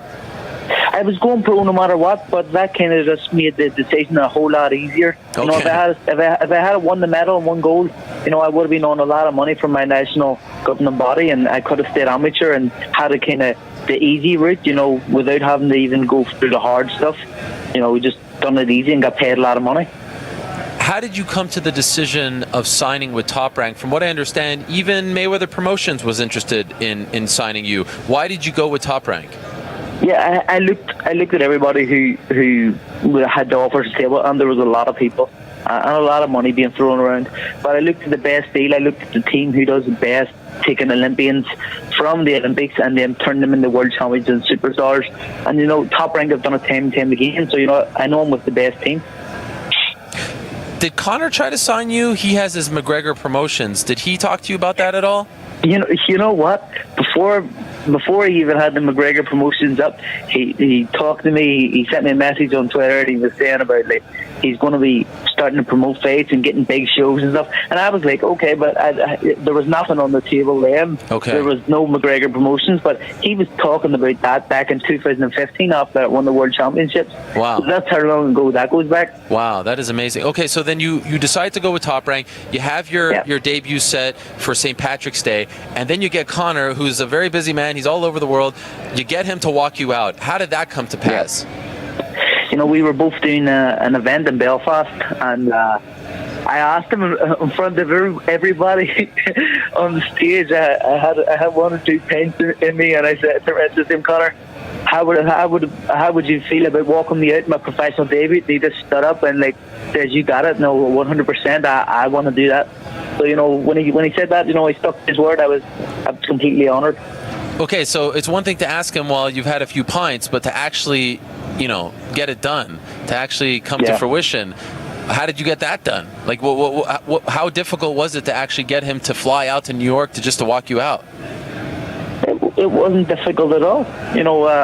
He says he would do it, and he done it. He stuck to his word. My fellow Irishman, a proud Irishman, and so is he. And I think it was as much of an honour for him to walk out in front of a boxing audience for the first time.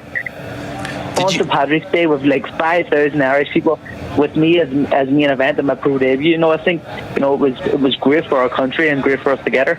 I remember talking about that moment. It was a great moment, and some people felt like you would be upset because he stole some of the attention before and after, especially that moment with the boxing media when he went up to them and said that I'm going to shock the world and things like that. Did you ever feel like you were being overshadowed by Conor? No, I did not. No, I didn't. Listen, even in the ring, people were saying, like, Conor over here. And he says, no, it's his moment, let him have it. And he did. He let me have my moment. Obviously, he has stuff he has to do himself, promote himself, and he can do it. It doesn't bother me. I did not feel overshadowed at all. I was just so happy with how the event went, so happy with the walkout, and so happy with how the fight went. And that was it. There was no anything against him. I was really happy that he came and done it, and if I was to do it again tomorrow, I'd want him there tomorrow. Did he say anything to you before the fight to get you motivated, to talk about the moment, anything like that? Were there any words of advice shared? Yeah, he was always just telling me to be calm in the chaos, and just control yourself. Live for this. Make it like it's sparring. Think of a sparring session and just go in there with that kind of mentality.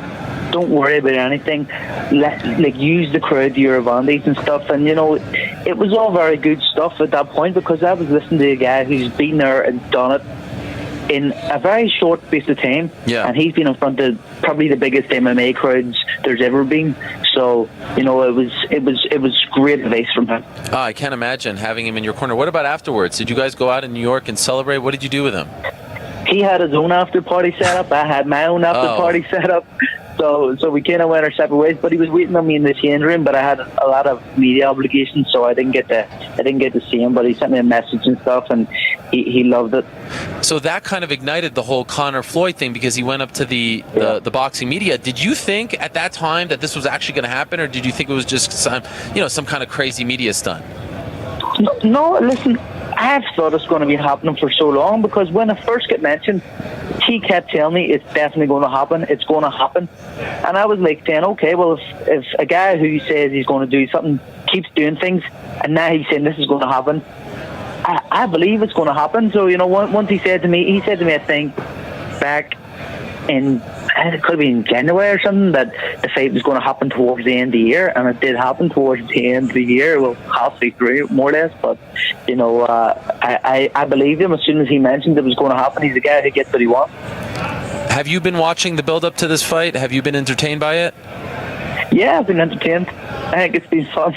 There's no salesman with Conor McGregor, and he sold this show himself. Mayweather hasn't needed to do anything to sell the show. Conor has done everything. Yeah. What do you make of the whole situation with Paulie Malignaggi, the sparring? Do you believe that was a knockdown or a push? Well, I watched it, and I've watched it many times now, and I do think it was a knockdown. Okay. I do. I think if it's a fight, it's called a knockdown. Even if there was a push in it, he hit him punches and he went down, and that in a boxing match, that will be justified as a knockdown. So what do you think? Do you think Paulie's angling for a fight? Even yesterday here in Las Vegas, they had a bit of a confrontation. They were going toe-to-toe. Do you think that's what Paulie's trying to do here?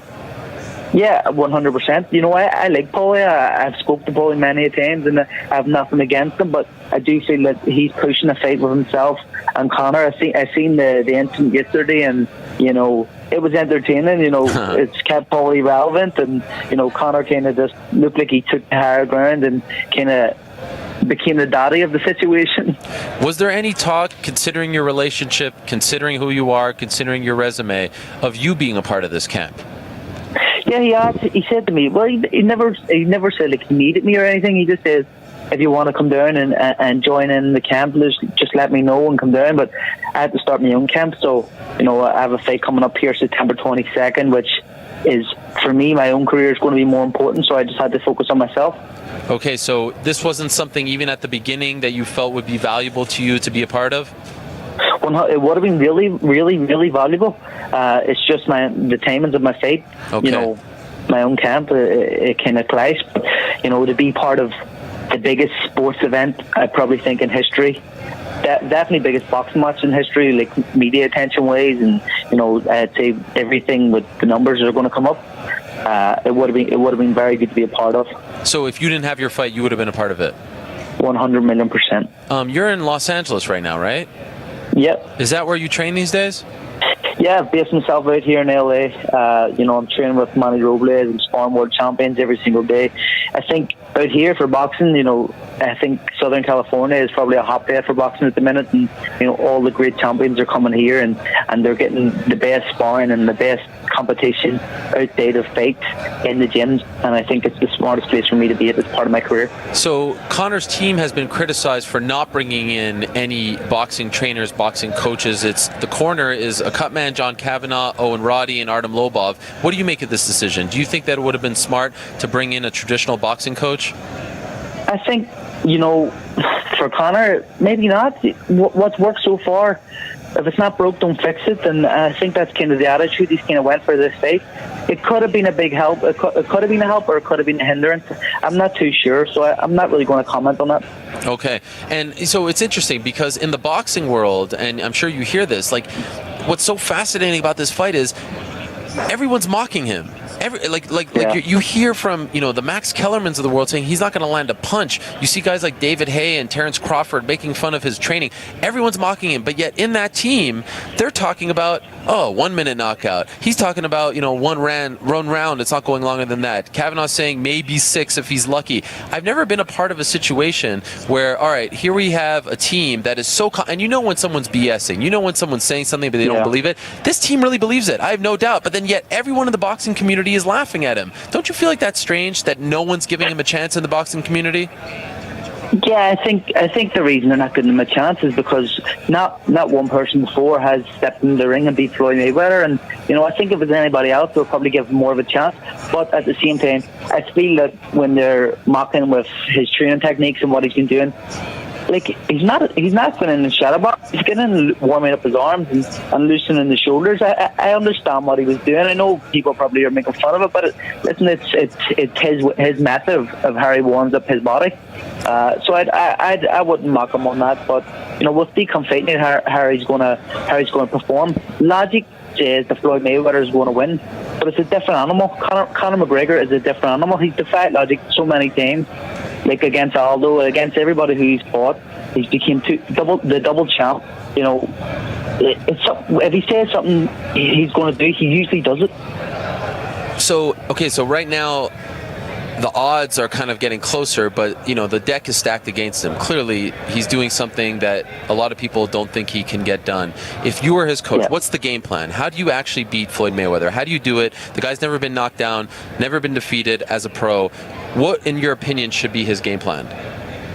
I feel he needs to put it on Floyd early. I don't think he's trying to box Floyd. I think he should get in there, rough him up, and just work his ass off and try to land that big left hand on him clean, because he needs to land clean. Floyd is a master of defence, but at the same time, Conor is very sharp and very strong and very powerful. So, who knows, if he catches him clean, he could get him. And it could be lights out. And I do hope so. I hope Conor goes in here and wins.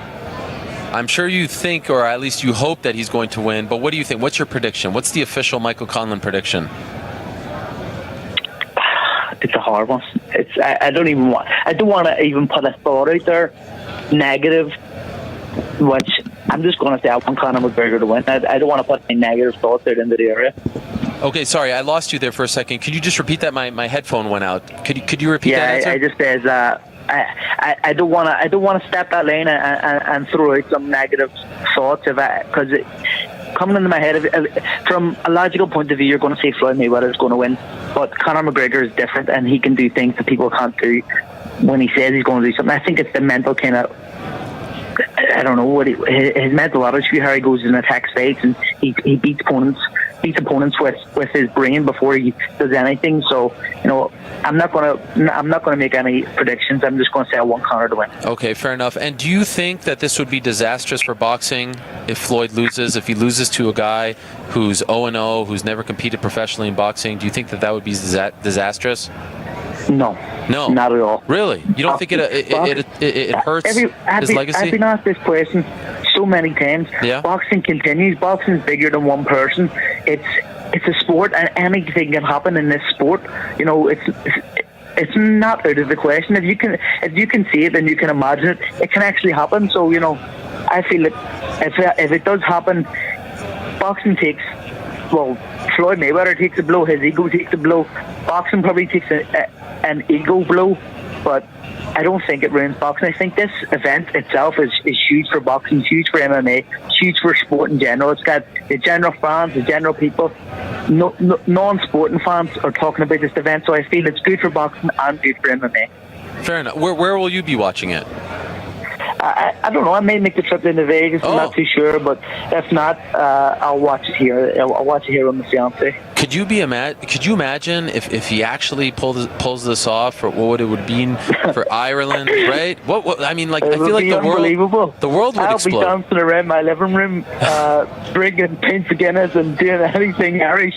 I feel that if he wins, it will be unbelievable, and I feel he'll shock the world. It will be the biggest upset in sports history. Oh my God, I agree with that as well. I would have loved to see you on the card, maybe Katie Taylor as well. It would have been nice if there was a little more. That would have been nice, right? I know Top Rank and Mayweather. By the way, did you meet Mayweather when he was in Rio? No, I didn't bother. I didn't bother to meet him. Even when he was in Rio, I didn't meet him. No, he was kind of surrounded by his big entourage.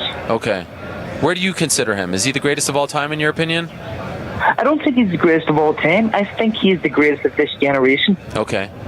I agree that he is the greatest of this generation, not of all time. You got to look at fighters like Sugar Ray Leonard, Muhammad Ali. It doesn't matter if you lose. I don't feel a loss in a record means anything. It's how you come back from the loss that defends you. Mm-hmm. Two last things for you. Who won, Jeff Horn or Manny Pacquiao? That was your last fight card that you were on, right, in Australia? Who won, in your opinion? I thought it was really close. I didn't argue with the decision, so I'm going to say Jeff Horn won that fight just because he kind of outworked Manny a bit more. People were crying it was a robbery. I don't think it was a robbery. I think if Manny had got the decision on a close decision, I wouldn't have complained. Or if Jeff had got it on a close decision, I didn't complain either. Okay, fair enough. Your next fight is September 22nd in Tucson, Arizona, correct? Is that on ESPN, part of the new Top Rank deal? Yeah, that'll be on ESPN. Tremendous. Well done. Now, from what I understand, no opponent yet? Do you have an opponent? Can you break some news for us? No opponent yet. Come on, Michael. Come on, break some news. I wish I knew myself. What's going on? You're preparing for no opponent? Yeah, listen, I'll know in the next few days. I think Top Rank have a guy, but I don't know who it is yet. So, they can put anybody in front of me. The same thing's going to happen as what happened to the first three. Get knocked out. Dare I say you're not here to take part, you're here to take over? 100%. Ariel. What is the path? Like, how long before you're fighting for belts? What are you thinking? I think between in the next 2 years anyway. Next 2, you said? Yeah, next 2 to 2.5 years, I think. Fair enough. And finally, Michael, what's the message to Conor? If he's listening, what do you want to say to him? Just go in there, believe in yourself, and do what you do best, and just upset the odds and upset the apple cart, and get that victory for Ireland. This is great. Thank you so much for doing this, Michael. I really appreciate it. The Irish fans were very excited to hear from you, and again, congratulations on all your success, and congrats on that interview afterwards. That's kind of when you came on my radar for the first time, and I thought it was incredibly entertaining, and I give you a lot of credit for speaking your mind, doing your thing, and sticking to your guns there, and it's been a lot of fun to watch you rise in the last few months. I always make it a point to check out your fights, and thus far you've looked flawless. So congratulations, keep it up, and we'll look forward to watching you on September 22nd on ESPN in Tucson, Arizona. Thank you, Ariel. Good morning. Right. Thanks. All the best to you, Michael. We'll talk to you soon. There he is. All the best. Bye. Michael Conlan, the two-time Olympian, bronze medalist in the 2012 Olympic Games. How about that? Very exciting stuff. Northern Ireland's own. I know a lot of the Irish fans are big fans of his, and it was very cool back in March when he was led to the ring by one Conor McGregor. Remember afterwards, Conor went up to the boxing media, told them, "I am boxing. Trust me. Trust me. You're all going to laugh." That was a great moment. We broke that thing down for like 20 minutes on the MMA Hour afterwards. That was a lot of fun. Thank you very much to Michael Conlon. Appreciate his team for hooking us up with him. In a matter of moments, I'm being told we're going to be joined by Al Bernstein, the veteran boxing announcer for Showtime. I hope you're enjoying this. I'm having a blast. And then after that, I think we're going to get a brief appearance from one Marc Raimondi. I'm not sure if Ice Cube is going to be joining us today, but there's a lot going on. Let me see what's going on back here. Got Adam Hill of the Las Vegas Review-Journal in the house. You've got a bunch of radio guys, some out-of-shape guys. It's a who's who. You got Showtime over there. They're doing something. I think Telemundo to our right. CNN has a setup over here. Sirius XM. I'll run down the lineup. Oh, let me pause that thought. Well, this is very exciting. Welcome in veteran sportscaster, longtime voice of Showtime Boxing. Mr. Al Bernstein is here. How about this? This is so exciting. Have a seat, Al. You got it. Welcome to my world. Very nice to see you. What a pleasure. Can you hear yourself? I can, yes. You can or cannot? I can. Okay, I can't hear him in my headset, so let's work on that. All right. This is a big deal. Now I can hear you. We're There you live go. on Twitter right here with the Excellent. exclusive home for Twitter for all things Mayweather McGregor, and I appreciate Perfect. you doing this because I know you're a very busy man. Let me ask you this. When you first found out about this fight and that it would air on Showtime, your first thought? We had a little inkling as they were negotiating, getting ready to do it, and my first thought was that it would be something of a spectacle, and guess what? That's exactly what it is, huh? Has it exceeded your expectations as far as the magnitude, the spectacle? Yes, I think the amount of attention that's being paid to it, the amount of energy concentrated on it is actually more than I even thought it was going to be, and to be honest, even more than for Pacquiao Mayweather. Really? You feel like Yeah. this is bigger? I do, actually. Why? And I'm not, for the hardcore boxing fan watching going to say, "Oh my God, he's equating it." I'm not equating it in the ring necessarily, but just the sheer amount of attention it's getting. I mean, I can quantitatively, this is not a scientific way to look at it. My phone's blowing up more than it did for Pacquiao Mayweather. Okay. So that's and I have a friend of mine who has never watched. He's not even a sports fan. Has never watched. Doesn't watch the Super Bowl every year. He's buying this fight. Wow. So. Was there ever a point where you thought, all right, with the world tour and everything, this is getting to be a little uncomfortable, like it's kind of reaching, this is bad for boxing, I don't know how much, like, did you ever feel that? Well, I think it was so over the top, obviously. Yeah. And I think less is more with most things, right? Uh-huh. So as they kept going with the tour, clearly there was this need to somehow ramp it up another notch. And I'm, so clearly it was over the top.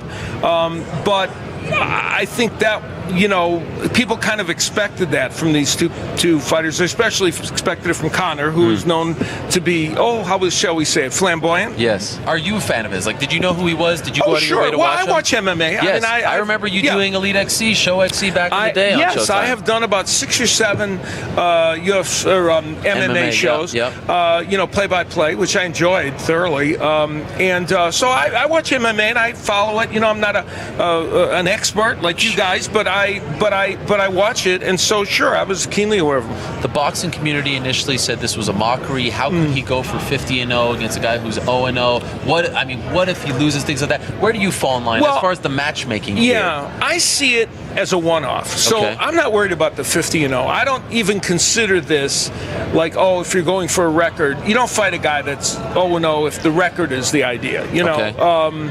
Although it really isn't the record. That's ironic, too, because Ricardo Lopez finished his career 56-0-1. Great champion, Hall of Famer.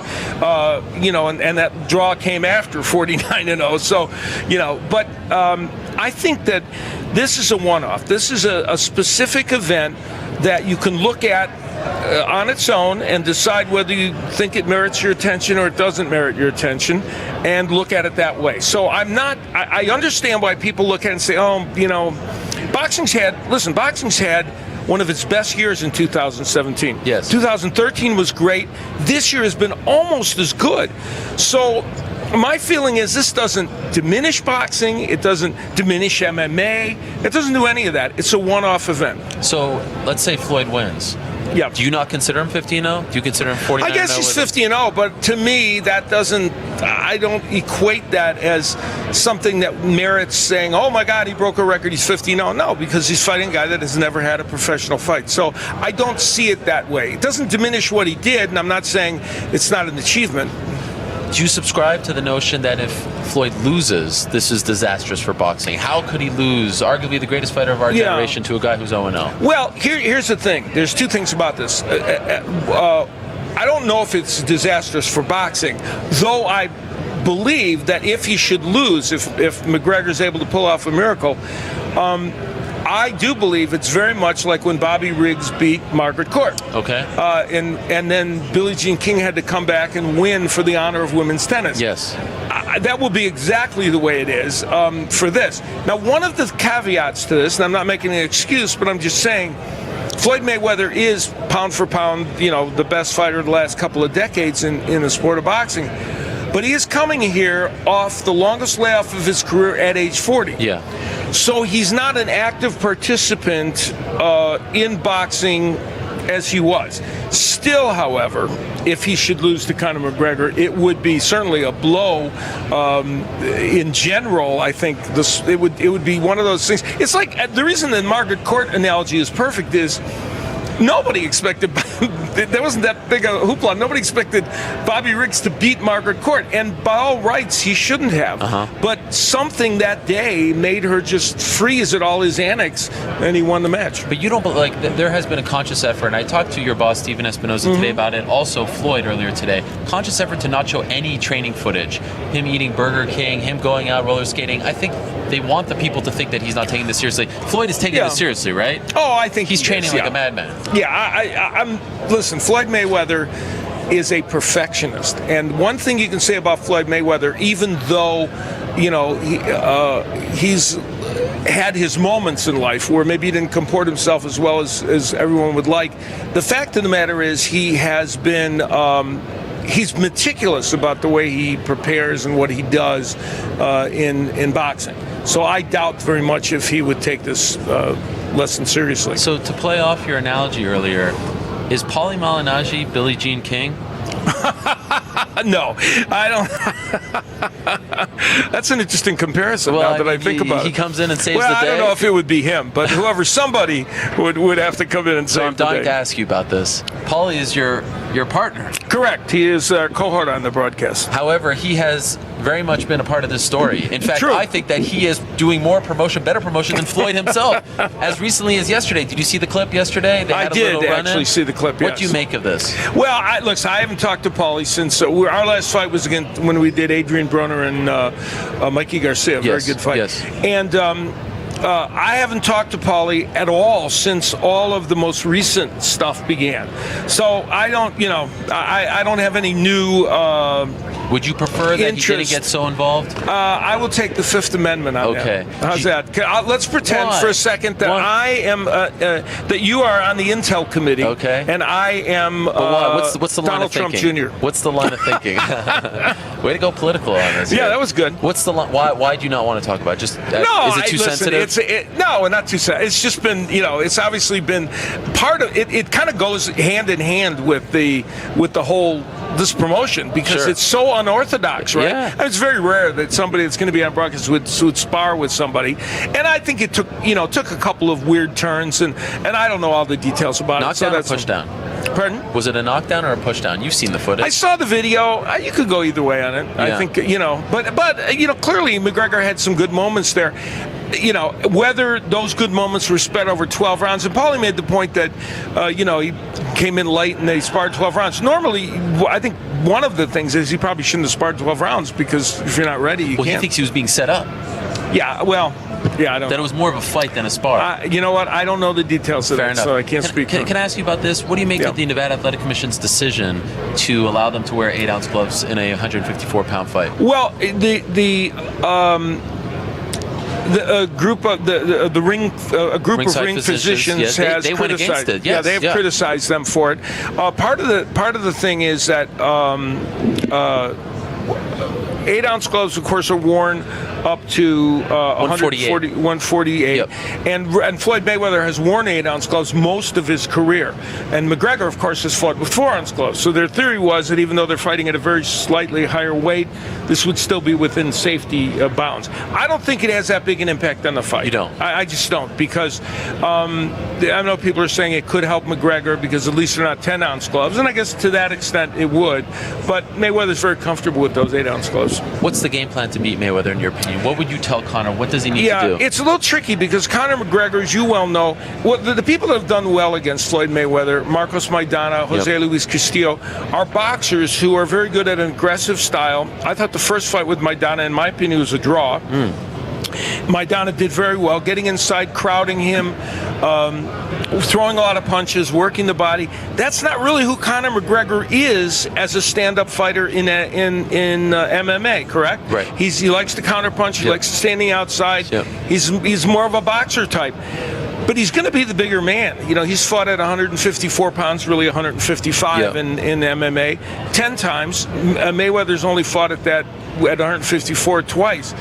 He's gonna rehydrate and weigh 20 pounds more than Mayweather at least. He's gonna need to be physical with him, but he's gonna have to find a way to do it within the confines of what he does as a fighter. He can't turn himself in 14 weeks of training into Marcos Maidana or Jose Luis Castillo. So I think the way to do it is be physical when he can. And Pat Miletich, who was on a video with me, the great MMA living legend, said he believes that when he can do it, he's got to get really physical with him. He's got to be physical with him, wear him down a little bit, and land a good straight left hand. What's so fascinating about the fight is that his team is beyond confident. Like, I believe that they believe. So is McGregor. But everyone is mocking him. The whole boxing community says, like, you're not even going to land a punch. You're not even going to hang in there. It's that dichotomy. Like, when Peter McNeely fought Tyson, he said, I'm going to knock him out. No one really believed that he was going to knock him out. But they really believe. Like, they truly think they're going to shock the world. Yes. It's a fascinating thing. It is really intriguing. And Conor McGregor's confidence is kind of a relaxed confidence, not when he's over the top and doing his shtick, but even today at the press conference, he's subdued. It's subdued, but it's actual confidence. Yeah. He actually thinks that it's going to happen. And listen, if you don't get to that stage, you can't get to the next stage. Right. So it's going to be very intriguing.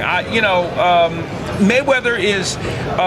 He says we had our fighter meeting today with Mayweather. Oh wow! And he said, "I'm going to knock him out."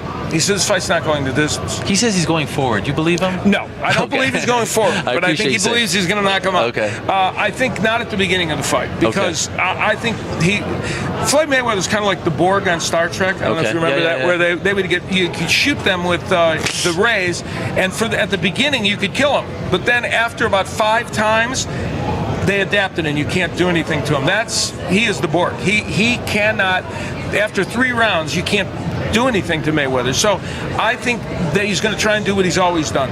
Figure it out over the first 3 rounds, then move on and win the fight. But I think in this fight, because I think he is convinced McGregor will be tired by round 7 or 8, I think he's going to become more aggressive. So you're calling for a Floyd stoppage? Well, that's what he says is going to happen. What's your I don't make a prediction when I announce a fight. All right. I don't like doing that. So, but if Mayweather, but that is certainly one of the scenarios that Mayweather believes can happen. Are you shocked at the odds that they're so close? Yeah, I am.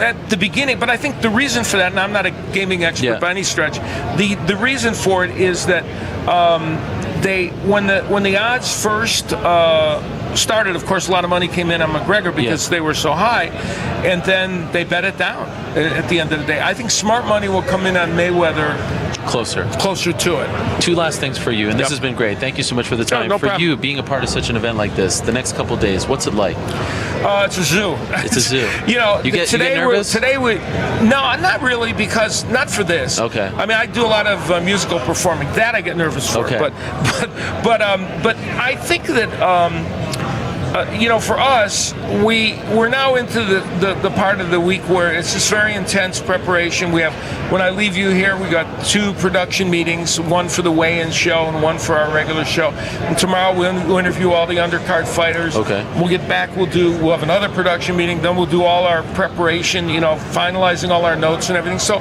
this last time before a big fight like this, I kind of get sequestered. So a lot of times when I'm doing a broadcast, I don't feel all this as much as if I were just covering it or we're there. Okay. So this early part, and that's another thing. Normally, I'm not even a part of this part. I mean, I'll do 8 million radio and TV shows, but mostly by phone or go like I went to LA and did it last week. I don't feel this part of it so much. I'm feeling it for this fight because here we are on Wednesday. Yeah. And the energy is already pretty big. That's amazing. Did you meet with Conor yet? We haven't. I don't know that we're going to. Why? I don't know. He's not a big fan of Showtime. Pardon? He's not a big fan of Showtime. I don't think he is. I feel bad because I would have loved to have talked to him. And I have absolutely nothing in any way, shape, or form against him. So and let me say this. I'm going to say this to all your MMA fans. Please. At Showtime, when we do a boxing broadcast, and I hope most of the MMA fans understand this if they've seen our show. Yeah. And I'm not saying this because I'm giving some kind of pro forma speech. We do not pay favorites, and we call fights the way they're supposed to be called.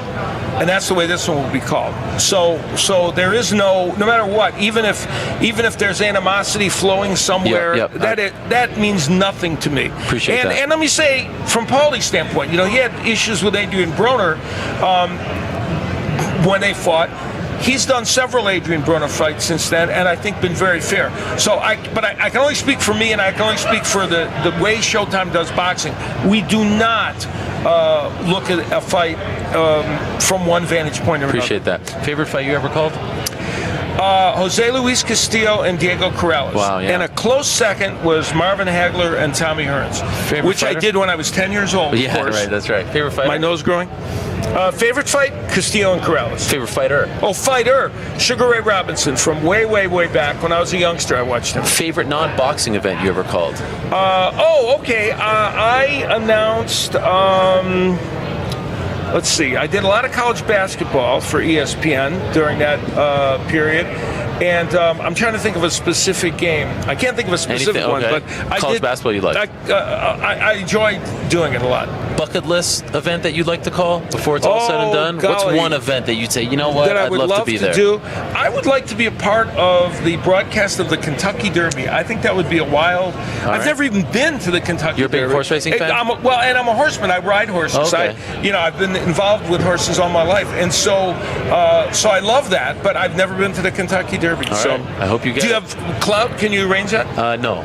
Actually, just in the MMA world, and it's very minimal. And they try to take it even away. in the MMA world, Exactly. you can't get me. But I did. By the way, I really enjoyed doing the MMA shows I did. I loved it. I remember you back in the worked with Pat. I worked with Stephen Quadros, the fight professor. Let's get you back. I did one with Phil Baroni. It was fun. Right. He was here just a couple minutes ago, sitting in your seat. I got to find him. Yeah. Phil's a good man. So I have great respect for mixed martial arts. One thing that I've always appreciated about you as an MMA fan, but also as a big boxing fan, you aren't one of these boxing guys who try to disparage MMA and say that there's only room for one. You've always plenty given of room a lot in of the combat sports tent for both, and there are many more crossover fans than I think people assume there are, and some people are not going to listen. I wrote this in my book. I said you can't. I'm not here to make. I wrote a whole chapter about mixed martial arts. I'm not here to make somebody believe that they should like one or the other. That's a personal choice.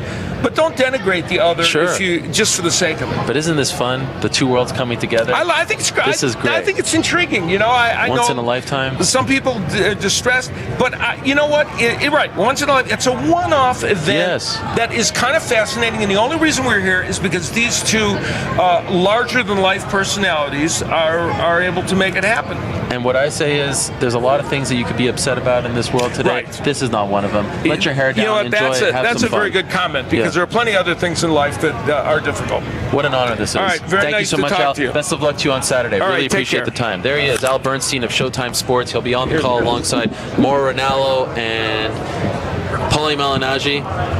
as he heads off there. That was a lot of fun. You know me, I love the broadcasters. I'm a big mark for the broadcasters. They do a great job, and have been watching and appreciating his work for quite some time. That was awesome. Great to have Al Bernstein on the set, and wish him the very best on Saturday. All right, this has been great, but we continue to go. How about this? The biggest guest of them all. The biggest guest of them all is coming here. We had Malki, we had Michael Conlan, we had the shooters, but now we've got Mr. Marc Raimondi. Wow, my partner in crime sitting here. 5'11" tall, of manpower, sitting down. What an entrance. Taking his time. What's wrong with you? You never put on some headphones? Oh, hey. There he is.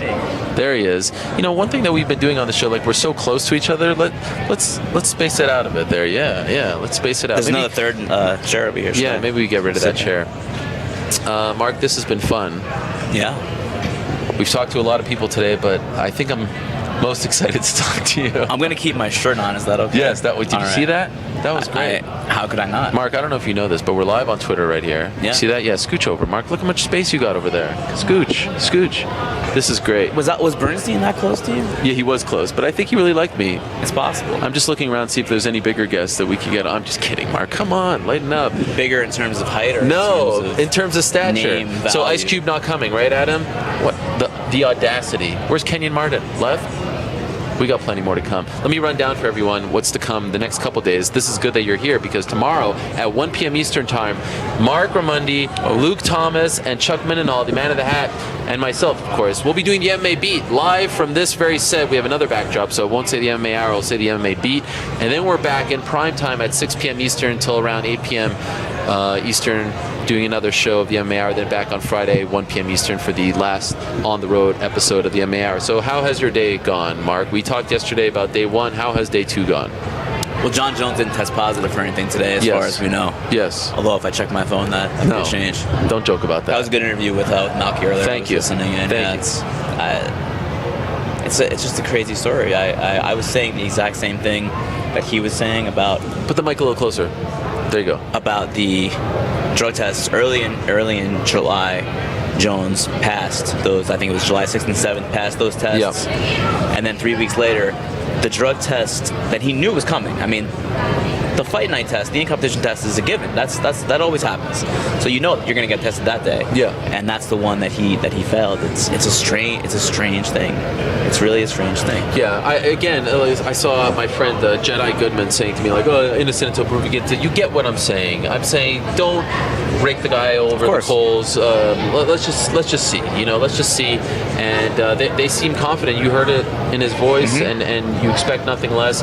So let's just see. Now let's talk about Mayweather McGregor. Today we had day two. Let's recap, because we did recap day one. Let's recap day two. Today was a pretty subdued day. I mean, we had the press conference. You and I went to LA, we went to Brooklyn, we went to Toronto.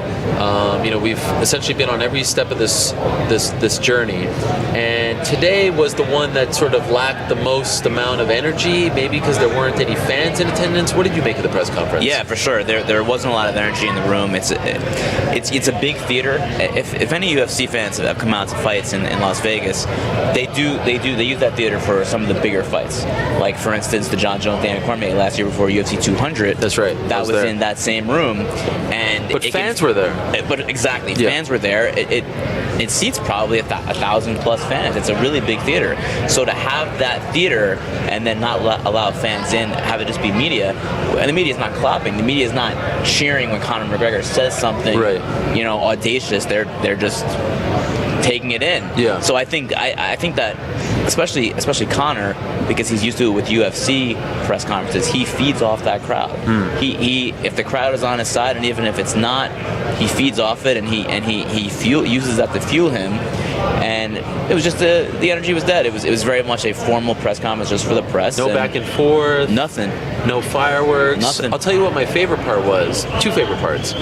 Part number one, the face-off, and in particular when they squared off to the press, because Conor said this is Bruce Lee shit right here, and then he did the pose. And I feel like, again, 50 years from now, when they're writing books about this, especially if Conor pulls off the upset, that to me, that pose right there signified what this fight is all about. This is martial arts versus traditional boxing. Floyd had the traditional stance, Conor went Bruce Lee style, and that was the cover of the book, in my opinion. I get agree. What I'm saying? Absolutely. And Conor gets that. He does. I mean, he said he's watched Ali versus Inoki multiple times. That blows my mind, because that's not even a hard fight to find on the internet. And also, it's just hard to watch because it's kind of dull. It is kind of dull, but he was able to kind of recite what happens almost on a round-by-round basis. He knew exactly what happened. He knew specific moments of the fight. So he's a student of the game, and not just the MMA game, but he's a student of all the martial arts, and he's a student of promotion, and he's a student of any of the events like that. Ali versus Inoki, that's a mixed fight. It's kind of a special thing, and I think he feels like this is something that will, and it will go down, no matter the results, as an historic fight. You know, as the biggest name in MMA, in mixed martial arts, against the biggest name ever in boxing. And I would probably say McGregor's the biggest name ever in MMA too. That's fair to say, right? Yes, of course. Yeah. From a business standpoint, certainly. Yeah, of course. So I mean, this will, regardless of, I think people who are talking about what happens in the ring, that's important, but it's still significant. No matter what happens on Saturday night, this is still a massive fight, right? A huge fight. Yeah. I think that's an understatement. Yeah, I mean, but I'm saying historically. Yeah, of course. Obviously, it's huge. You know, we're people will be talking about this. People will be talking about it regardless of for years and years and what happens. Now, along those lines, my second favorite part, the money belt.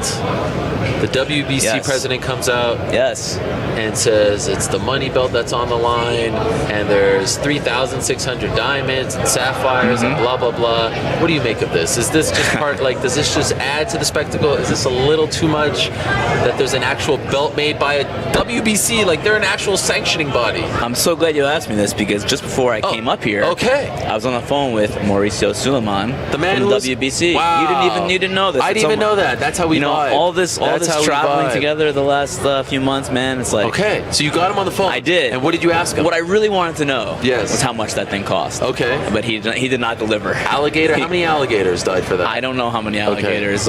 Pete is not going to be pleased with that belt, but he did say he would not tell me exactly how much it cost, but he said it was priceless. I was really trying to pull it out of him. What about why they're doing this? Like, how did he?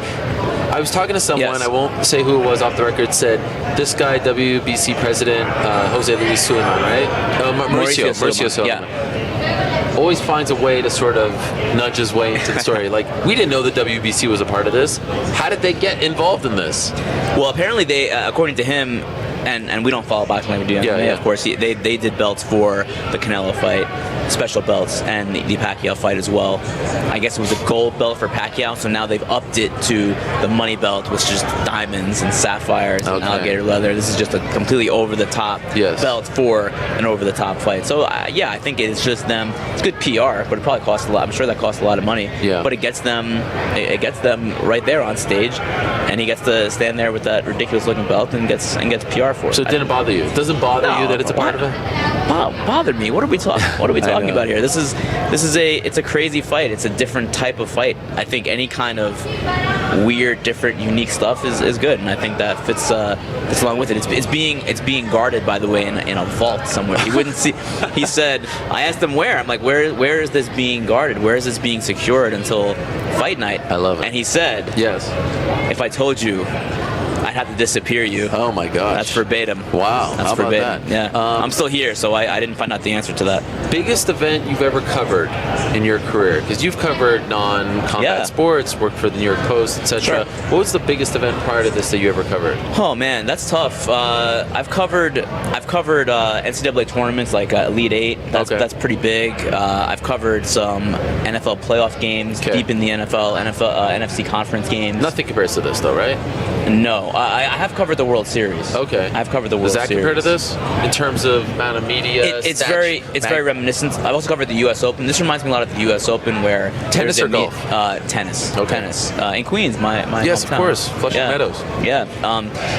There's a media center and everything in the media, everything's given to you in the media center. So you just stay there all day, and then you go out to the courts when the player that you're interested in covering is out there. Okay. And it's actually great because there's like cubicles. Like the U.S. Open Media Center has like cubicles, like an entire room of cubicles, and you sit down there and work.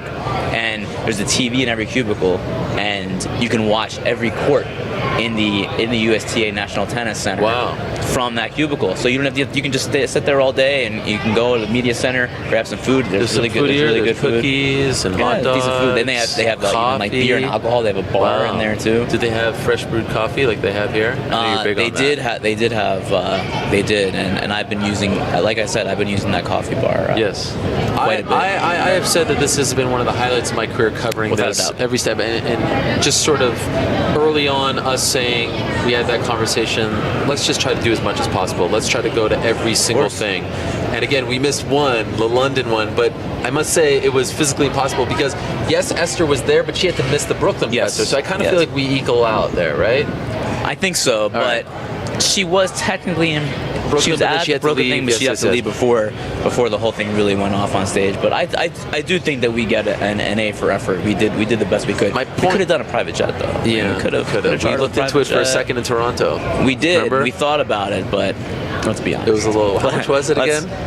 $37,000. I think Fox would have done it. I don't know. Jim Bankoff, are you watching right now? Here's my point. I have loved it. I have really enjoyed covering such a big event and not having to go to the Olympics to do it. Like, there's Connor. Like it's our world. I thought he was actually over there. No, that would what? Fun. It's like, what the hell am I doing here? I would have kicked you off the stage so fast. But it has been a lot of fun just covering this. Oh yeah, every step of the way, and it's been great. So tomorrow there's good company too, Ariel. It's been a pleasure hanging out with you guys and Esther and Casey. It's so nice this whole summer. As we wrap this up, I want to look at the schedule for tomorrow as far as the media stuff, and you could throw a couple questions our way, and I'll try to tackle those before we say goodbye here in a couple of minutes. This is the schedule for tomorrow, so we're approaching day 3 as we say goodbye to day 2. We're prime time now, back home. Prime time. This is prime time. This is great stuff, doing this on Twitter. Again, thank you so much to Twitter for this opportunity. Thursday, August 24th, so there's going to be a pay-per-view and Fox prelim undercard final press conference. That's at 12 o'clock. And that's pretty much it as far as media stuff is concerned. Although there is a UFC 215 and 216 media day later in the afternoon. I think that's a very smart thing by the UFC to try to capitalize on the amount of media here. So and get this too. Yes. Even better than that. Okay. There's a shuttle from here where we're sitting right now that goes right to that media day. Okay.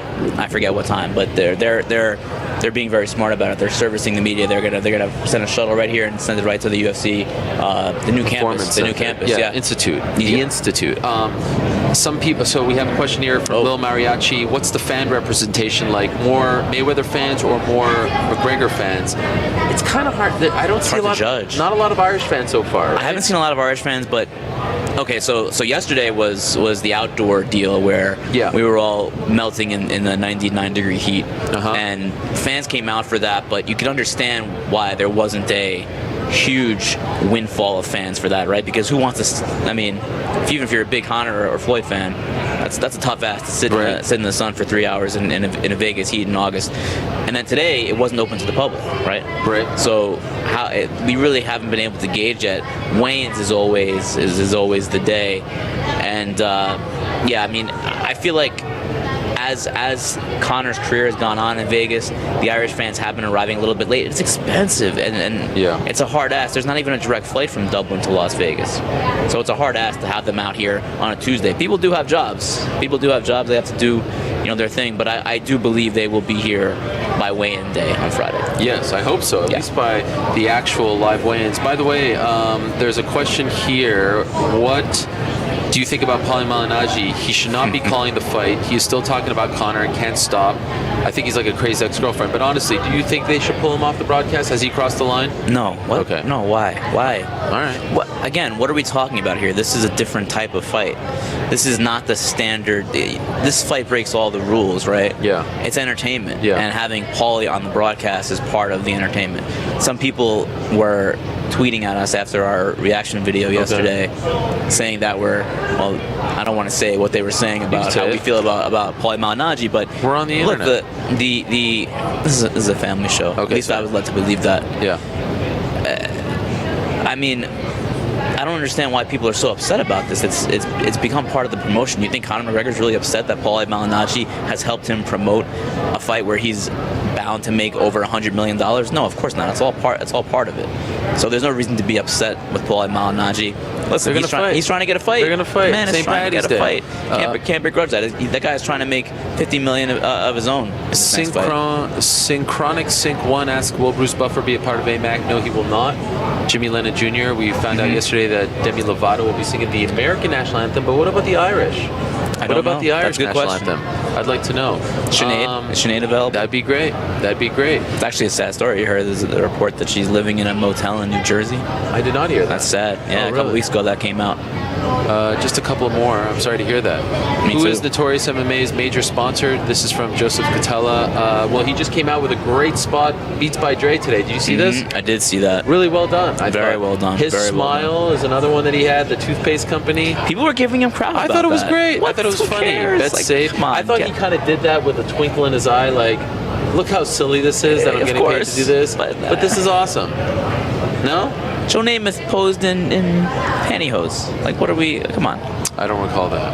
Last one. Did you notice Dana was wearing a McGregor Sports and Entertainment shirt? What are your thoughts? Yes, I did. In fact, I asked him about this to a certain degree. I said, have you enjoyed just being able to, root for one guy? Right. When he's promoting UFC 214, he can't root for Jones or DC. He has to keep it neutral. But here, he could go full-on promoter. 100%. He could go full-on Don King. He could go full-on Bob Arum, full-on De La Hoya. And he sort of said, yeah, it has been fun. It's been different. It's been nerve-wracking. But I think this is the best kind of Dana White. When he could just back one guy and just go full-on. Hearing Dana say that he is going to knock out, Conor's going to knock out Floyd, like, we don't hear him say that, make predictions. So I think this has actually rejuvenated Dana a bit. Like, he's kind of felt a little bit, I don't know, lacking motivation, subdued. I think this has been the best Dana White we've seen in quite some time. I do agree, because I feel like there are times in a UFC fight where he does want to say stuff like that, and he just can't, because he's the promoter for both fighters. Yeah, but just having him in that sort of Chuck Liddell role, like in Pride, where you could just be like, this is my guy, like old school pro wrestling. Right. I love it. It's easier to promote that way, honestly. It's easier to promote for a promoter if you have one person in the big fight. It's easier to promote. Someone wants to know how tall you are. Can you tell them? I am not 5'2". Did you say that? I did not say that. I think it might have been Luke. I think it was Thomas. Luke. I think that was. That was pinned on me. It was pinned on unfairly. You. But that might have been fake news that I heard. Don't even. That might have been hashtag fake news. I don't even like making that joke. All right. Okay. I'm sorry. I apologize. Now we've. Can I get a better thing? Now it's all gone bad. But the answer is 5'6". 5'6". You heard it here first. Breaking news. That's the first time I've actually heard you say you're right. 5'6". I know.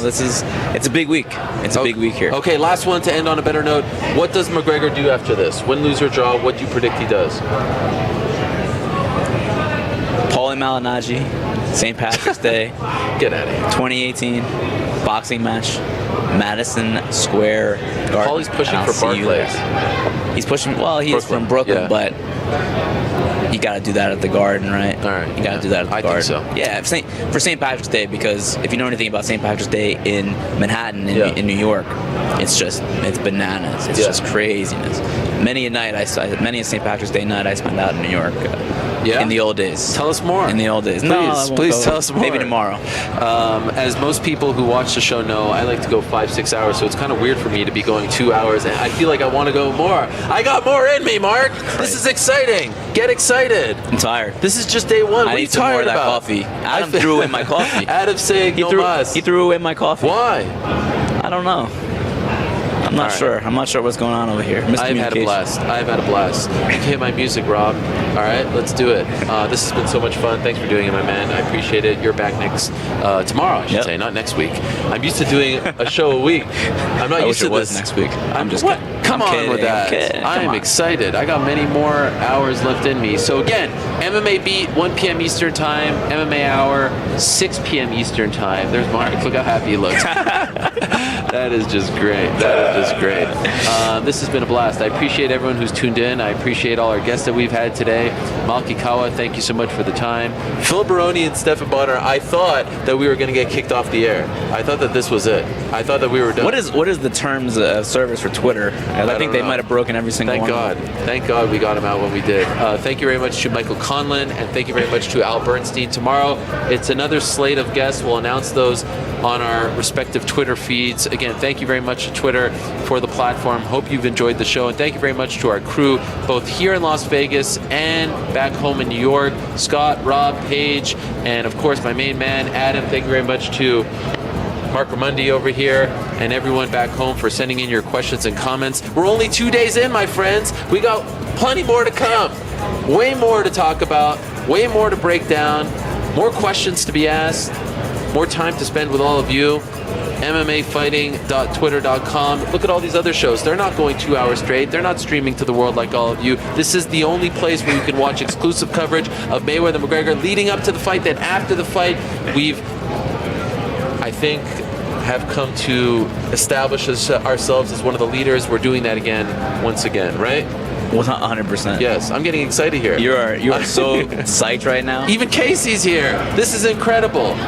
This is incredible. It's something. Yes, it is something. All right, once again, MMA Beat tomorrow, 1 p.m. Eastern Time with Man in the Hat, Luke Thomas, Marc Raimondi, and I, back here on MMAfighting.twitter.com. And then it's 6 p.m. to 8 p.m. Eastern, right here. Another episode of the MMA Hour, back on Thursday, same time and place. I'll see you there. Peace. I'm out of here.